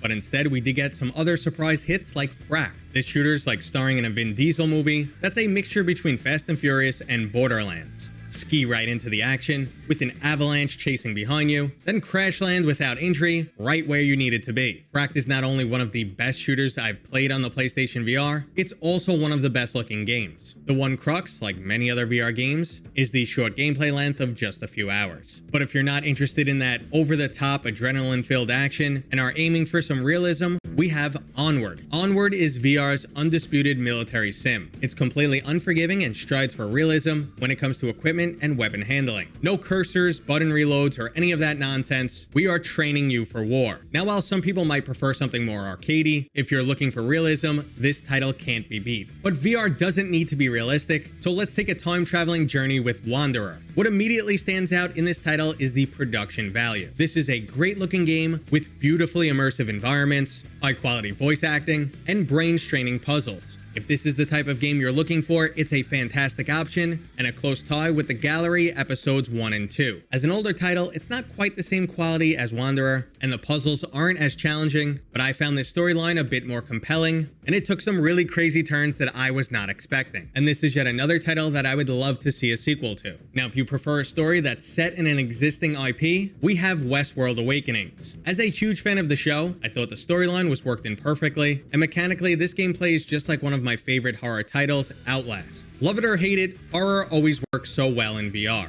and there's a series of surprises that just works in perfectly well with the lore behind Westworld. Now, if you're not interested in horror but still looking for some adrenaline, we have The Climb 1 and 2. I dragged my feet on this title for quite some time because I expected it to bore me. Who knew that beautiful environments and well thought out climbing mechanics would turn into a fantastic VR title? It's almost oddly addicting, and the perfect level of effort is needed to play this game, so you still feel active, but you're never really getting tired. The Climb 2 could have basically been a DLC, as not much has changed, but if you like the original, you're getting more of the same. Now, a title that's almost completely alone in its own category is the co-op RPG Carnage Chronicles. Beautiful graphics, physics-based combat, 2 different classes, excellent storytelling, and lots of epic loot to find make this a fantastic game to play. In single player, it feels much more like a refined melee title, every single strike counts, and you really need to time those blocks and counter attacks. In co-op, it turns into a bit of a chaotic dungeon crawler, but either way, it's still a fantastic experience. And speaking of fantastic experiences, we have Valve's free title, The Lab. The Lab is a collection of mini-games designed to show off just how cool VR can be, highlighting everything from immersion to mechanics. You'll get to meet Gladys and other robots up close and personal, take in some beautiful vistas, put your archery skills to the test, or explore space, and this is only a few of the mini games available. If you haven't tried it, you definitely need to, and it's also a fantastic way to introduce people to VR. Another excellent free option is Rec Room. Not only does it have a huge player base, tons of different gameplay modes, everything from RPG style quests to laser tag, car racing, and battle royale. There's tons of ever-growing unlockables, and a pretty insane amount of player-generated content. There's definitely a younger audience here, but as an old guy, I still enjoy this game. But if you really want to lose yourself in VR for an extended period of time, you should check out No Man's Sky. This bomb of a launch turned comeback kid became an extremely anticipated VR title. While the VR launch had some rough edges, it's definitely improved over time, and there's just so much to do in this title, everything from planetary exploration to space fights, or just sitting back and building a base. And I really enjoy the option that I can switch back to flat screen at any time if I feel the need. Now, for whatever reason, I actually enjoy base building in the forest a bit more than No Man's Sky. Sure, there's a bit less to do in this game, but it doesn't matter if I enjoy it all the more. Being stranded on an island with creepy-ass mutant cannibals definitely keeps you on your toes, especially in VR. And being able to play this online with your friends not only helps cut the tension, but also helps you build some epic structures so much faster. Now, you wouldn't have been stranded on this island at all if you learned to fly by yourself, and you can do that with VTOL. VTOL is a fighter pilot sim that is a great balance between realistically challenging and just some arcade fun. Don't get me wrong, it's still pretty complex, but it's definitely not as hard as learning to fly a real jet. They've recently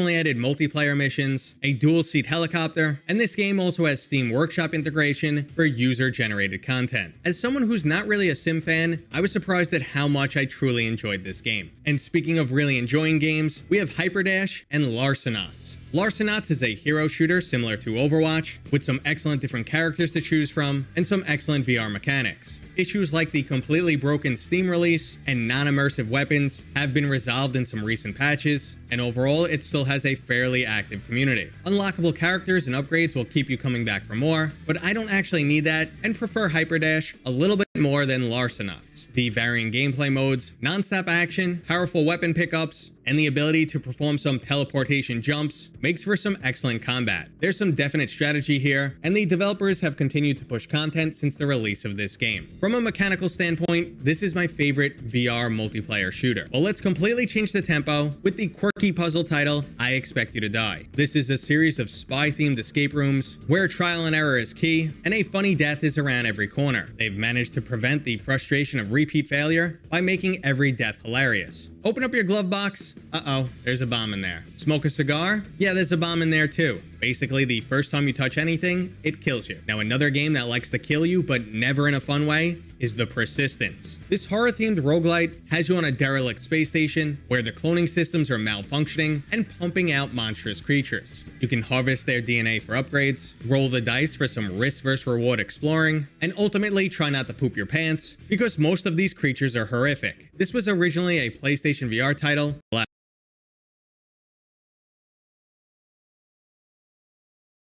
Now, you can't mention great VR game without me saying Until You Fall. Another roguelite title, but this one has some unique melee combat. You'll have to learn and block a series of attack patterns, and then strike back at those most opportune moments. Stronger enemies will also have more powerful attacks that you either need to duck or dodge out of the way. This game is both a physical and mechanical challenge, which will have you dying constantly and breaking into a full sweat. Luckily though, you can unlock new weapons and upgrade them between each run. Now, if you don't want to get up close and personal and prefer to sneak around, I recommend Budget Cuts too. I never played the original title, and I was shocked to see the main mechanic for this game is actually stealth. Back when the main method of locomotion in VR was teleportation, Budget Cuts came up with an elegant solution with some portal-like teleportation windows. You can clearly see where you're going to end up, and then you just pull yourself through. This is ideal for sneaking up behind enemies or scoping out areas of the map that you can't currently see. There's also some challenging puzzles and combat, a fun storyline, and a bit of surprises along the way. Now, if you have no interest in stealth or single player, our next title is the free Zero-G Sport Echo VR. This wild combination of Rocket League meets rugby will have you floating around in a futuristic arena, slingshotting off your teammates, and punching your opponent in the face, all while trying to get a disc through the goal. Mechanically, this is a hard game to master, but when you do, it is so satisfying. But to be honest, I rather play more of I Expect You to Die, and this sequel gives us just that. It's definitely more of the same as the original, but refined in almost every way. Graphically, the game gets an update, it's longer than the original with deeper storytelling, and the environment and traps are more elaborate. If you enjoyed the original or just enjoy escape rooms, this title is a no-brainer. But a lot of us crave more action, and luckily, there's Blade and Sorcery. This physics-based fantasy melee title continues to receive some amazing updates, including a quest release. What was once just a sandbox title with some great combat is slowly becoming a single-player dungeon crawler. But what makes this close to a must-have title is all the amazing user-generated content. You could become a Marvel character like Spider-Man or Iron Man, maybe wield the 10 rings or Thor's hammer, or just decapitate some people with a lightsaber.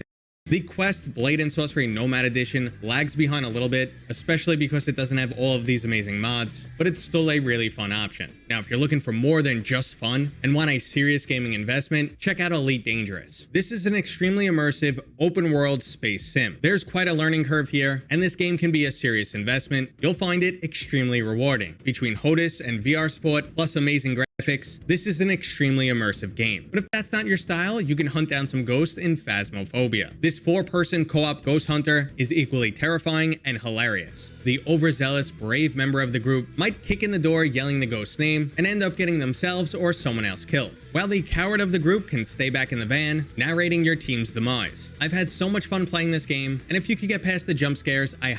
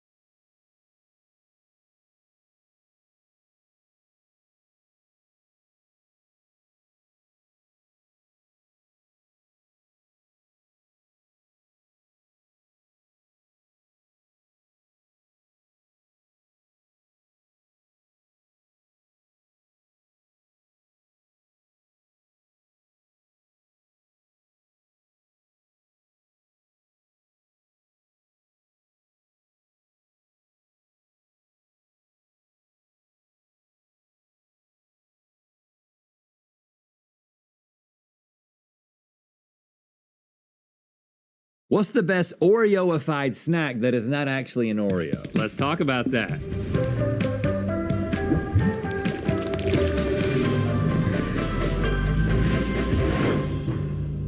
Good mythical morning. Now, when you hear Oreo, what's the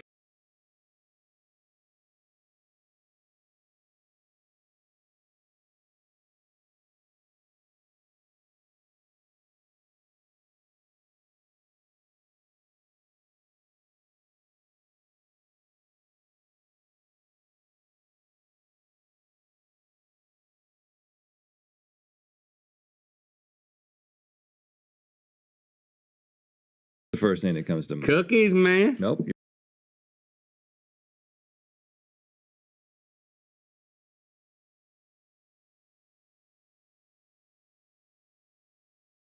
You're wrong. Ice cream, man.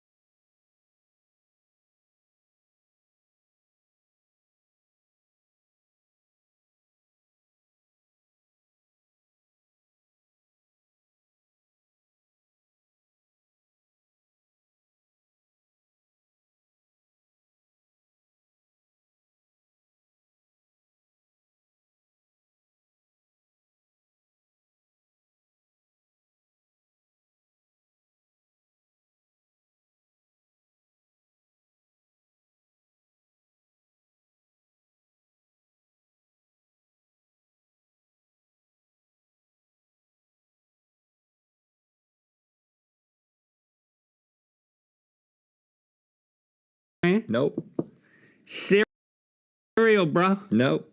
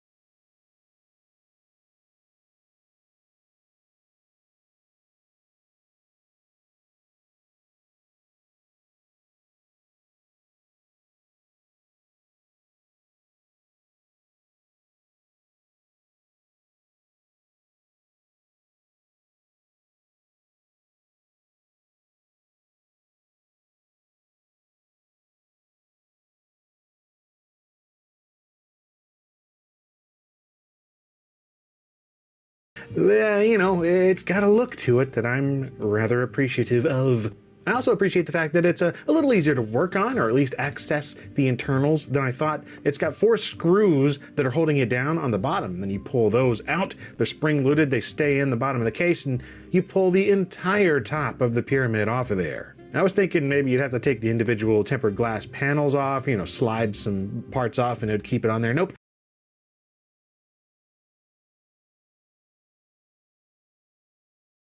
And it'd keep it on there. Nope. The whole top just comes off and you're left with the steel frame. I'm assuming it's steel. I don't know. It's pretty hefty, which allows you pretty open access to everything in there. You've got a horizontal mounting motherboard area in the middle with 6 slots for expansion cards and other I/O. And down beneath in the middle, there's an area for the power supply, mount for SSDs and 3.5-inch hard disks. And of course, up top, there is an RGB 120mm fan installed, ready to go. And you know what? At this point, I honestly didn't know what I was going to put in here. I'm just like, I got this pyramid. So now what, right? I really just bought the pyramid because it was calling to me. So what am I going to put in here? Well, I did a poll really quick, just be like, okay, do I put something new? Do I put something old? Do I just fill it with another pyramid? No surprise that the other pyramid option won, because the joke options always win in polls. But yeah, it was kind of a mix between old and new in terms of the hardware I should put in there, according to y'all's suggestions. So I thought, well, maybe I'll just put something kind of in between. So here's what I came up with, and this is an intriguing option from Asus. This is a business motherboard, their Pro H410M-C motherboard for businesses and industrial situations and such. And this really appealed to me because there is a type of motherboard that occasionally gets some interest among retro kind of PC folks because it's brand new hardware that accepts new processors and PCI Express and such, but it also has a bunch of legacy support built in. MSI is a company in particular that does this. I get emails every so often about these MSI motherboards for industrial and business situations, but the thing is, it also has classic PCI, a bunch of slots for that, as well as things like serial and VGA, and sometimes even parallel built in. And there were even some of them with ISA slots, a 16-bit ISA down there at the very bottom, that really long slot. And again, this is built for like business industrial situations where they need backwards compatibility for legacy support, older hardware and software that's still running in certain facilities. But for me and other retro computery types, we're definitely interested in inserting older expansion cards, sound cards, video cards, that kind of thing. And so while I wasn't able to track down one of those MSI boards, I saw this H410M with an LGA 1200 CPU socket. I had never heard of that. I don't know, I don't really keep super up to date on the newest Intel things, but yeah, that's what this comes with. And apparently that only released in Q2 of 2020, so that right there intrigued me, but I'm very much attracted to the fact that it has PCI slots built in, right in between the PCI Express X1 and X16.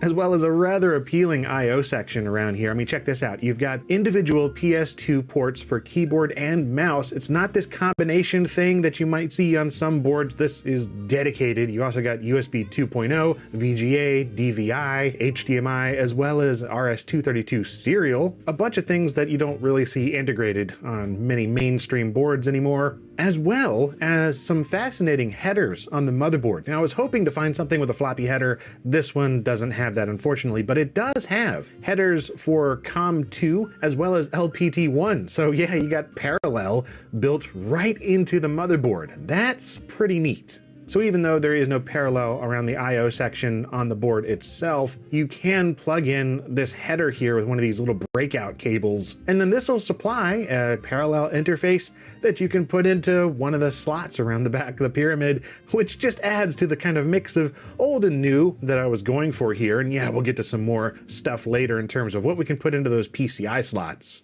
Another thing I was wanting to add was a traditional PC cone speaker. There's a header for that on the motherboard as well, so we'll be able to plug that in. It doesn't have any built-in PC speaker otherwise, so that's nice. And in keeping with the somewhat retro, totally modern theme, I'm going with an Intel Pentium CPU. This is the Pentium Gold. This is a range I didn't even know existed until making this video. But yeah, the G6400, this is an LGA 1200. I keep wanting to say LGR 1200, but SRH3Y is the model number. It's a 4 gigahertz dual core CPU. And it did come with its own cooling, but that looked boring. And you know what? I was inspired by the pyramid. What goes better with a pyramid than an RGB UFO?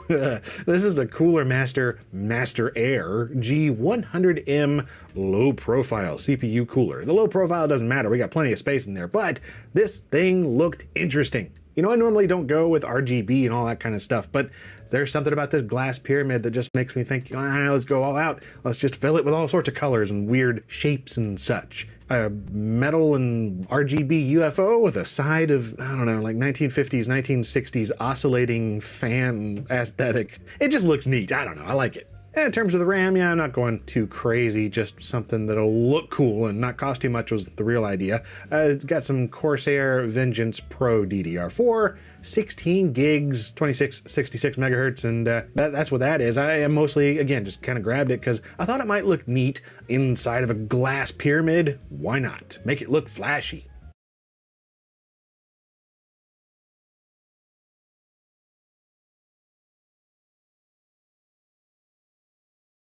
Make it look flashy. And in terms of storage, it does have M.2 NVMe on the motherboard itself, so using this Samsung 950 Pro stick that I had from a previous build, 256 gigs will be plenty of space for my purposes here. And now for some of the more interesting selections, potentially, some older PCI cards, starting with a sound card, a Creative Labs Sound Blaster Live, with my thinking here being that I might be able to disable the onboard sound chip on the motherboard and then just use this instead with an older Windows operating system. Don't know if it's a dumb idea or not. I've never tried it, and I've just been curious to see what some of these newer motherboards can do in terms of working with older PCI cards, and a sound card seemed like a fun place to start.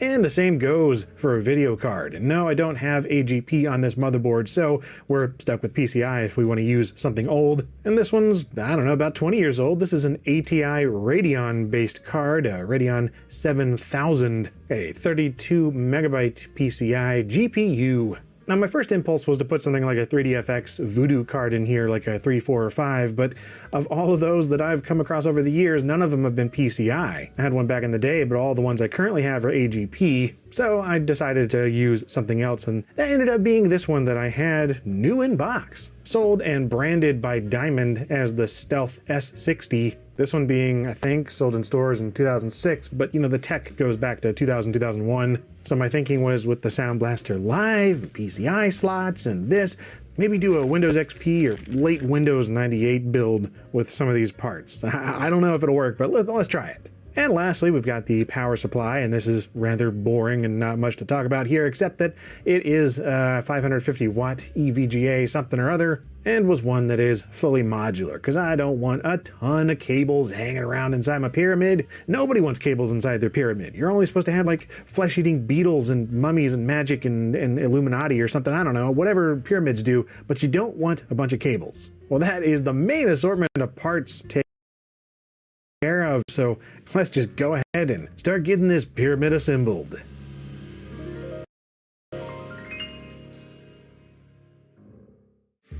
Alrighty, so the build itself should be pretty simple. It's all modern stuff. Nothing too crazy, I don't think. Just gonna drop the CPU down into the LGA 1200.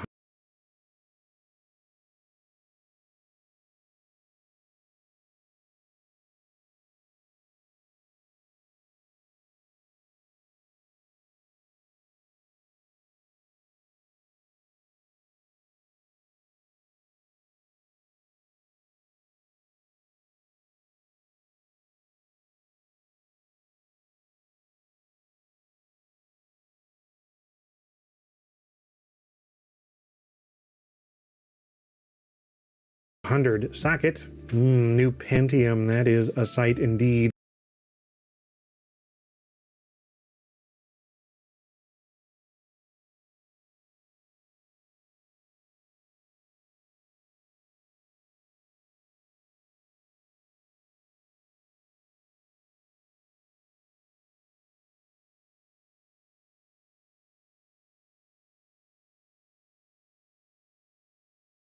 And clip that down in place and go ahead and get the fan cooling thingy ready for the UFO, and that involves a bracket that is actually a little bit different than I've used before, just in terms of it has a few extra plastic and metal parts that go in there to adjust to different socket sizes, and then just two metal pieces that screw into the bottom of the fan UFO.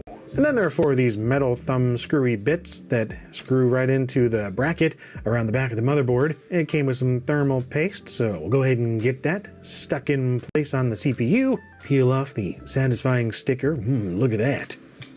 And then drop that in place and get everything screwed in, and it actually pulls the fan assembly and brackets and such down into the motherboard and just kind of pulls everything together.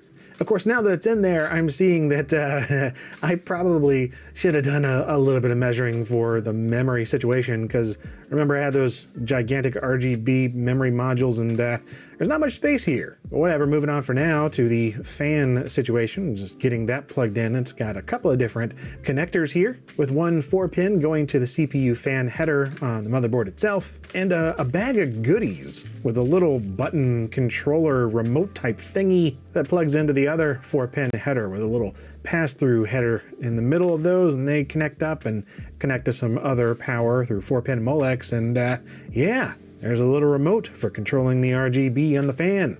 Alright, now it's on to the RAM, and as expected, yeah, that doesn't fit at all. Not even close. I just ended up grabbing some other memory for cheap.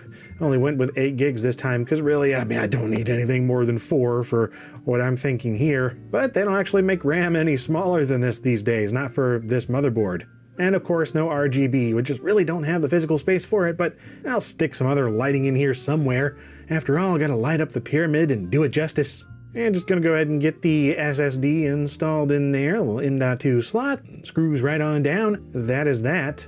And yeah, I'm gonna go ahead and power it on here and just see if everything's working. Got the PC speaker and parallel plugged in, and a little power connector for a button to turn it on, and well, there we go. The UFO is lit up and we've got a display, bringing us right into the setup utility for an American Megatrends BIOS. That's somewhat nostalgic, but yeah, everything seems to be okay. So really all I'm gonna do here is enable some of the legacy booting options so we can try installing Windows 98 2nd Edition. Yeah, I'm gonna try it on a modern computer setup, knowing full well all of the limitations and problems I'll probably run into with compatibility.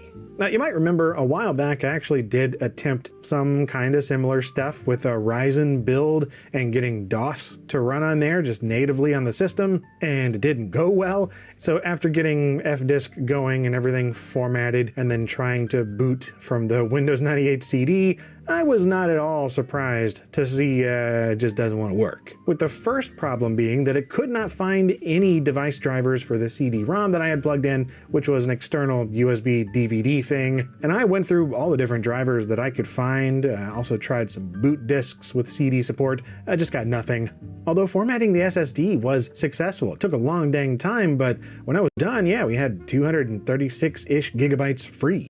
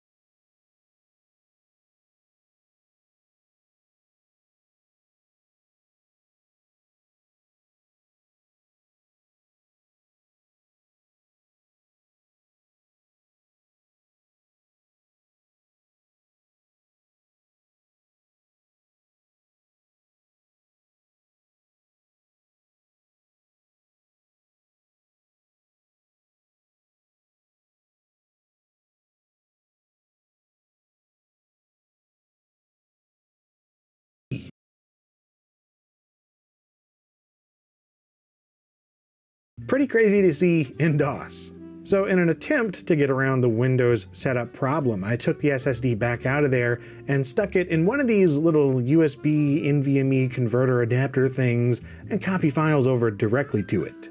And hey, that got me somewhere. Windows 98 directory showed up immediately and the setup began to run, but I ran into the conventional memory free error. Not entirely unsurprising. I mean, this is what happens when you try to go above a certain amount of memory. I think it's over 512 megabytes in this case, but even when I disabled the option for the Windows setup to look at RAM, it still would not get into the setup at all, and not letting me go any further. I messed around with this for hours, got nowhere, so I moved on to Windows XP. Once again, knowing that there are plenty of probable limitations and errors I'm going to have along the way, but perhaps less of them than with Windows 98 SE. I don't know, just had to try it, and well, it got to the point of bringing up the whole ACPI compliance error, but even when I rebooted that, disabled ACPI checks and such, it still gave a blue screen of death error at some point in the setup every single time. Messed around with all this for a full day, didn't get anywhere, so you know what? Let's give a flavor of Linux a taste. After all, when it comes to mixing old and new,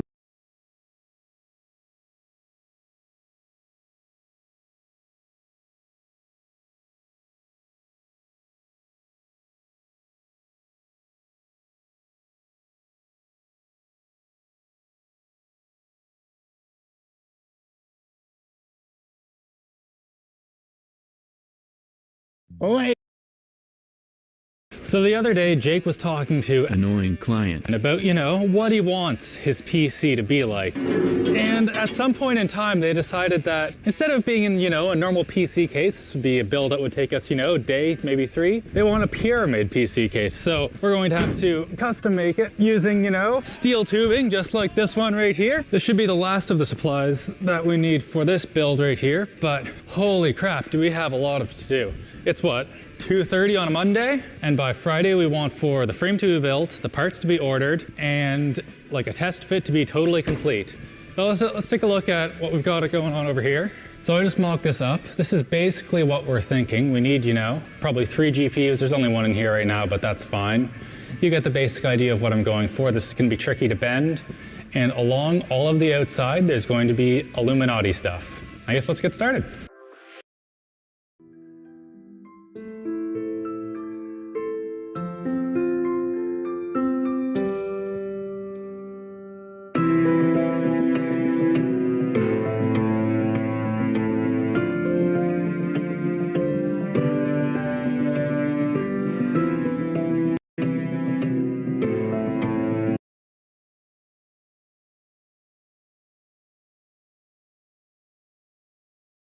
Hey guys, you're about to see the most innovative and beautiful PC cases for your build. Some of them are of a butterfly shape, others look like a huge moving sphere, not to mention the amazing case that's smaller than your Wi-Fi router. Those who watch the video till the end can take part in our giveaway and win one of the cool gadgets. Follow some rules and test your luck. First, you need to find all the UFACT logos in the video and write down in one comment the exact time every logo appears. You can see the example on the screen. The rest is announced at the end of the video. Let's get started. Let's start with the amazing premium case called Z-Tower. The name comes from its incredible curved shape, which is achieved in a complicated casting process. This case may look fragile, but it's actually made of 2-inch thick aluminum alloy. No wonder this thing weighs over 88 pounds. Thanks to the hollow structure, it handles heat perfectly, providing good airflow and ventilation. Z-Tower supports all the latest components such as EATX motherboards and high-end graphic cards. It also allows 2 positions for GPU placement, vertical and horizontal. On top of that, you can install up to 3 4.7-inch fans and 2 internal drives. Almost forgotten, each unit is engraved with an individual serial number, so you'll become one of the few happy owners. This thing right here is actually a custom-made mod of a deep cool tristellar case. It definitely took a lot of work to achieve this look. First of all, the modder had to install the amazing cooling system with a transparent reservoir. As for the radiators, he had to make some new mounting places as the original case has just one. He also made some additional panels of plexiglass, and the cherry on top is the aggressive red lighting all over the case. Looks like an alien device from the movies. Here's a great mid-tower chassis that you might use for your build. With the 2-side tempered glass panels, it exposes your rig beautifully. The triangular shape allows 3 placement layouts: wall mounting, horizontal laying, and vertical standing. Thanks to the modular design, you can easily move the components and add new parts.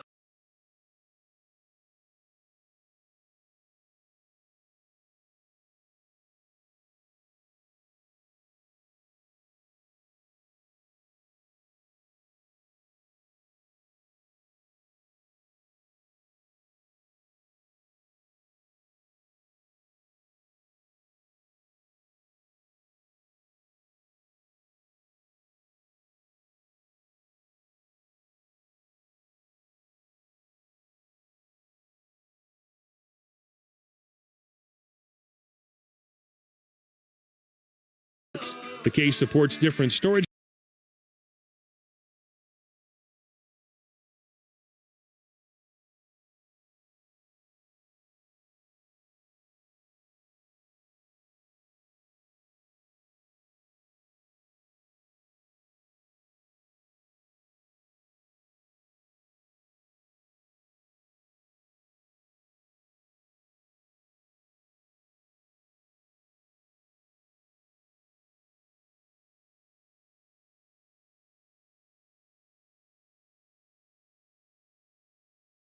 Hey guys, it's time to check out the most mind-blowing PC mods and accessories you can buy right now. Some items will definitely attract all the steampunk fans with their truly unique design. For the rest, we have the most powerful keyboard, computer, and the unparalleled Iron Man mod. All the links to the products are written in the description. Let's go! Using a PC without a keyboard must be quite difficult and weird, but it turns out you can perfectly get along with just a keyboard. So this thing right here is a fully functioning PC that's packed in a compact keyboard body. There's a quad-core 64-bit processor inside that perfectly handles all the basic tasks, some light programming, and even 4K video playback. With dual output ports, you're free to connect 2 displays at a time. Plus, the keyboard comes with a mouse, so your workspace is fully set up.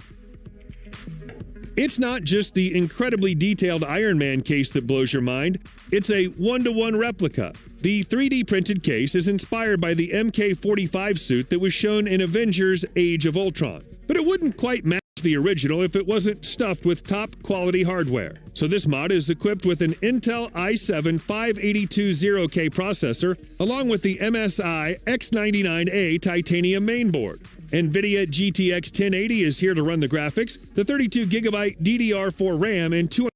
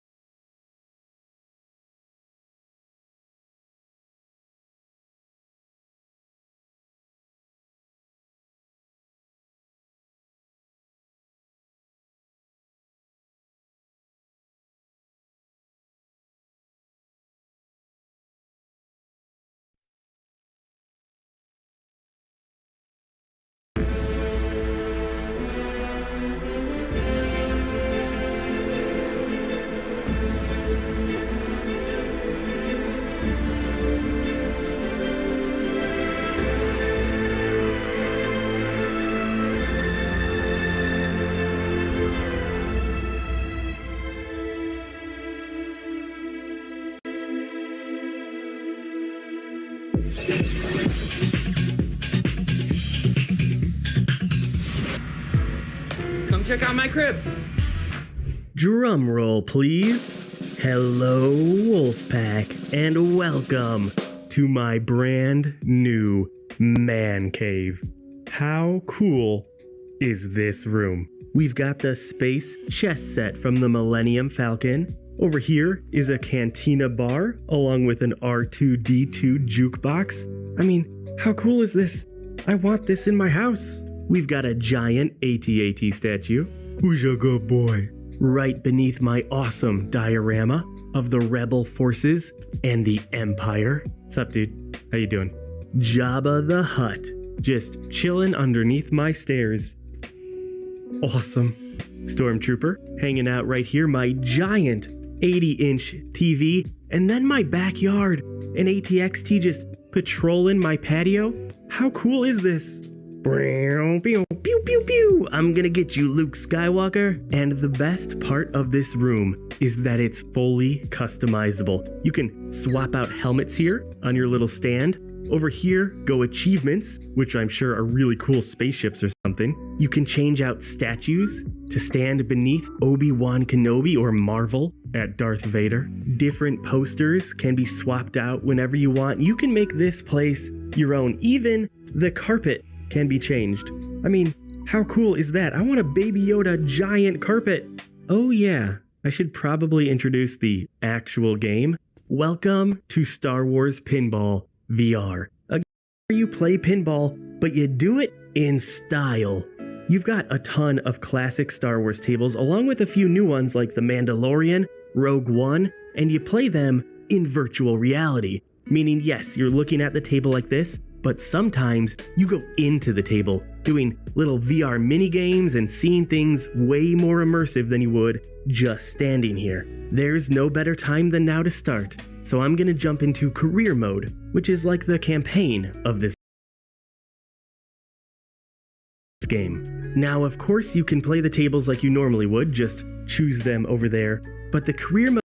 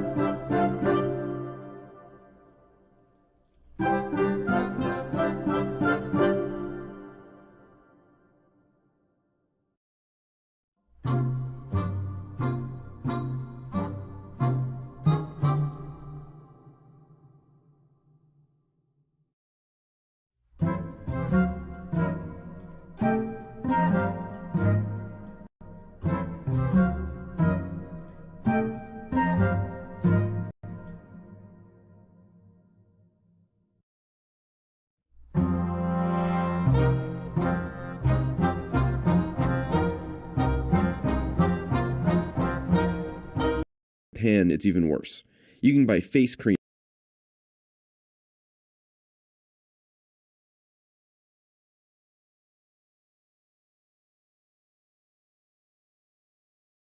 What you're looking at is a piece of radioactive material in a device called a cloud chamber. Each of those little trails is a particle of radiation being emitted from the piece of material. In this case, that little silver piece is a chunk of americium taken out of a smoke detector. Now, here's the same chamber, but this time I've loaded in a popular wellness product called a negative ion bracelet. Notice all the radiation coming out of it? That will be the focus of today's video. Let's back up. What's a negative ion, and what's the deal with this bracelet and products like it? Well, a negative ion is just a molecule of gas which has been ionized, that is, has picked up an extra electron. Some studies, and a lot of wellness companies, claim that these negative ions can do all sorts of things, from improving mood to making you more healthy to making your water more wet. This company calls it the vitamin you can wear, and others claim that it stops electromagnetic radiation, which you'll see how ironic that is in a moment. Veritasium made a great video about this a while ago and dug into all the studies and showed that the research is iffy at best, and far as anyone can tell, negative ions don't really do anything for you more than any placebo. But there was something very important that he missed. His video focused on one of these. You've probably seen one of these before, or maybe your aunt has posted about it on Facebook. It's a Himalayan salt lamp, and the claim is that when you turn the light on, it somehow heats the salt up to release negative ions. What Derek showed was that these lamps don't actually even produce negative ions, so not only is the negative ion claim itself fraud, so is the claim that these produce any. Thing is, there are other negative ion products that do actually produce them, but making negative ions fundamentally requires energy input. With the salt lamp, the explanation seemed plausible because you have to turn it on and heat up the salt, even though it doesn't actually work. But now riddle me this. How do you make a piece of plastic bracelet continue to emit negative ions functionally forever without any power input? Well, you fill it with radioactive material, of course. Several months ago, my friend Emil Grafstra that runs a company called Dangerous Things tipped me off to this and sent me some samples of bracelets that he had a company in China make. So if you see his logo on any of these, know that he got these as samples explicitly so he could test for this. It's not something that he sells. He'd measured the bracelets with a Geiger counter, and sure enough, it started beeping like crazy as the radiation from the bracelets hit the detector. So since he told me about these, I've been giving them the full treatment to figure out what's in them, how they're made, and determine if they're dangerous. So let's go through all that testing. Beyond the samples Emil sent me, I bought as many samples from as many different companies as I could, and as it turns out, this is so much more horrifying than if it was just bracelets. On Amazon, you can buy a wide variety of these products, from bracelets to pendants to ceramic beads that you load into a shower head, and even a massager wand. In China and Japan, it's even worse. You can buy face creams, toothbrushes, sanitary pads, and even full pieces of clothing or bed sheets with the so-called negative ion powder mixed in. So let's start running some diagnostics on this stuff and figure out what's in it. The first test that I ran was the cloud chamber test you saw briefly at the beginning. This is great because unlike a Geiger counter where all the radiation just makes the machine click, with this, different kinds of radiation look different, and so you can quickly narrow down what sort of material might be in there. The bracelets and pendants both showed basically the same thing. The big fat trails are from something called an alpha particle, which is an atom of helium that is basically a chunk of nucleus emitted from a heavy radioactive atom. The thinner wispy lines that tend to zigzag around are beta particles, which are really just an electron which has been ejected from the radioactive material. Because we're seeing lots of alpha particles and also beta particles, this already narrows it down a fair bit. The only radioactive atoms that tend to emit alpha particles also tend to be quite large, so usually something like uranium or thorium or heavier. If there was a lot of beta but no alpha, then we'd be looking for something higher up on the periodic table. One thing this doesn't show though is gamma rays, which is a type of high-energy light that some radioactive material emits, as cloud chambers just aren't good at detecting them directly. Something I noticed at this point and confirmed later was that the bracelets seemed to be emitting more particles than the pendants did, and some items didn't emit anything. One quick note, just because I find it funny, is that alpha particles are highly positively charged, since they're a helium nucleus without any electrons.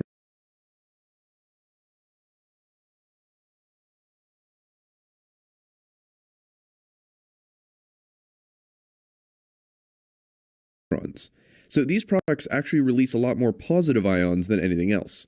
And just at a baseline, some of the other claims are hilarious. Some companies claim that the negative ions come from splitting oxygen molecules into 2 oxygen atoms, which we looked at what happens when you do that in a previous video when we made a whole bunch of singlet oxygen, which is extremely reactive and glows blood red if you make enough of them, but I digress. Now that I know that it's got to be something heavy, I'm going to need to switch tactics. So first, I sent off a sample of everything I could find on Amazon to Adam McCombs, who runs a scanning electron microscope lab so that he can run some analysis on it. We'll look at his results in a minute, but while I waited, I ran more tests of my own. This is a gamma ray spectrometer. As I briefly mentioned, gamma rays are a type of radiation in the form of high-energy light. Many radioactive isotopes will emit them at very specific wavelengths, so if we can measure the gamma rays coming out of a sample, we can very quickly determine what sort of radioactive material is in it. I actually built parts of this detector myself, and we'll go through that build next month when we look at detecting antimatter and cosmic rays. The detector basically has 3 pieces. The first is a giant crystal of sodium iodide, which has been doped with a small amount of thallium. This is called a scintillator, and when a gamma ray passes through it, it emits a flash of blue light, and the brightness of that flash is proportional to the energy of the gamma ray. By measuring the intensity of these light flashes, we can figure out the exact energy of the gamma ray that hit it, and from there figure out what sort of radioactive material we're working with. The flashes are pretty dim though, some only containing a few photons, so a camera would be much too insensitive to be able to see this. So instead, I'll be using a special type of vacuum tube called a photomultiplier tube. It can detect even single photons and turn them into a very large electrical pulse, which we can detect with a simple circuit. We're going to go into more detail about how exactly this works in the antimatter video, but the TLDR is that we feed in about 1000 volts and get little pulses not usually larger than about 50 millivolts back out when a photon hits it. The crystal and tube are combined to make the actual gamma probe, and then this is connected to this little box. This box provides the voltage and turns the pulses that come back into a signal which a computer sound card can interpret. This is the GS USB Pro made by a company called Gamma Spectacular, which my friend Steven Sesselman runs. I absolutely love this thing as it's so easy to use and works with basically any photomultiplier tube, and uses free software to take the signals and turn them into a spectrum which we can interpret. If you're interested in gamma spectroscopy and want to try this yourself, this absolutely gets my stamp of approval and is quite cheap compared to what something like this normally costs. And since all it needs is a USB connection, it works with just about any computer. For those interested, I've put some links to his site below, and we'll be using it again in several future videos. Okay, so with the gamma probe in hand, it's time to actually measure the products and find out what's in them. And that's just as simple as putting the item next to the probe and letting it collect those pulses for a couple of hours. Though, honestly, within a couple of minutes it's already super obvious what's in here. Here's a capture taken over 2 hours, and you can see a bunch of very distinct peaks. Off camera, I calibrated the detector so we can tell what each of the peaks represent, and I've gone ahead and labeled all the different isotopes which correspond to each of the peaks. Some of these will just show up regardless of what's near the detector and are just part of background radiation. This one, for example, is from potassium-40, which is in just about anything that has potassium in it. You, for example, are full of potassium-40, which means that you are naturally a little bit radioactive. Same reason why bananas, which are very high in potassium, are slightly radioactive. The rest of the peaks, though, are very characteristic of a particular radioactive element: thorium. While thorium itself doesn't actually release any gamma rays, many of the isotopes it decays into do. And that's what we're seeing on this spectrum. Here's the thorium decay chain and the spectrum side by side. We can see the actinium, thallium, and lead peaks, which all correspond to an isotope in the decay chain. This is basically the classic fingerprint for thorium. Just to compare, this is a thorium mantle. It's basically a special mesh bag coated in pure thorium dioxide, which is used in old-timey gas lanterns.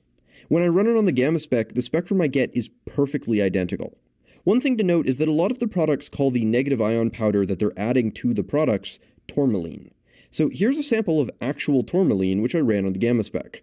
As you can see, not a whiff of thorium in there, and it doesn't register on the Geiger counter at all. Let's now check back in with Adam and see if his results match mine. I ran a few different tests, as well as looking at the materials under both an optical and scanning electron microscope.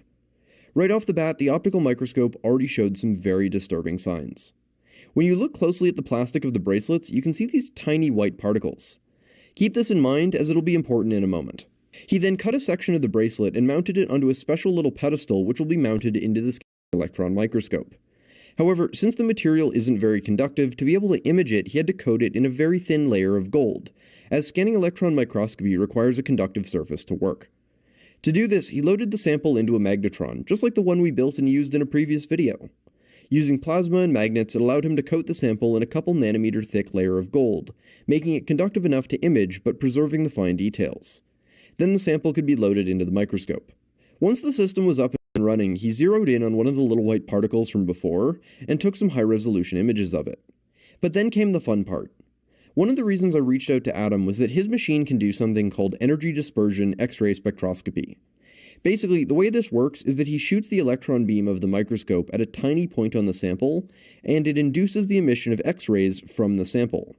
By measuring the energy of the X-rays, just like how we did with gamma-ray spectroscopy, he can determine what elements the material is made of, and from that work backwards to figure out exactly what this is. So rather than relying on the material itself to passively emit stuff, like in gamma-ray spectroscopy, this basically forces any element present to do so, and all elements will do this at very specific energies. Here's the spectrum he took of the particle. There's a few different things that stand out. First, the giant peak here is from silicon, which we expect since the bracelet is clearly made of some sort of silicone polymer. Next, we see a small peak from gold, which he coated the sample with. But then we see the one we were looking for, which is a thorium peak. Thorium actually has a few peaks it releases the X-rays at, and all of them are present, confirming that this is real. And that large oxygen peak and the fact that the particles are white means that this is probably pure thorium dioxide.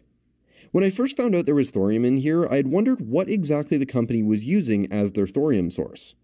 If you look up negative ion powder on Google, there are 3 distinct things that you'll see: a white powder, a beige powder, and a black powder. In my mind, knowing now that this is definitely thorium in all the different samples makes me think that the different powders are either ground up thorionite, monazite, or pure thorium dioxide. The former two being the main minerals that thorium is found in and are black and beige respectively, while pure thorium dioxide is white. Okay, now the million-dollar question. We're totally sure what's in the products, but are they actually dangerous? Well, right off the bat, because the particles are distributed throughout the plastic, as you wear the bracelet, you're slowly abrading the surface and releasing tiny particles of thorium into your environment, which you can end up breathing or ingesting. Imagine sleeping with these things on. You're basically going to have it sitting at mouth level. But let's pretend for a second that it wasn't shedding radioactive material onto you all the time. Just from a radiation point of view, how dangerous is it? Well, I've got 2 different Geiger counters, which will give us a dose rate so we can judge that danger. The white one can only really detect beta and gamma, while the silver one has a special tube in it that allows it to detect all 3 types of radiation, including alpha. When I measure the bracelets with the white detector, I get a dose rate of approximately 0.6 to 1.1 microsieverts per hour, which, if I forget to turn off the alarm, is already enough to have the detector yelling at me. But that said, for short exposures, this would actually be a totally safe amount to handle. If it wasn't shedding particulate, this is a fairly safe amount of radiation if you're just handling it for a short time. The danger of radiation isn't instantaneous exposure, but total exposure over time. As long as you're below a certain threshold per year, your chances of developing cancer remain low. However, when I measure with the second counter, which can also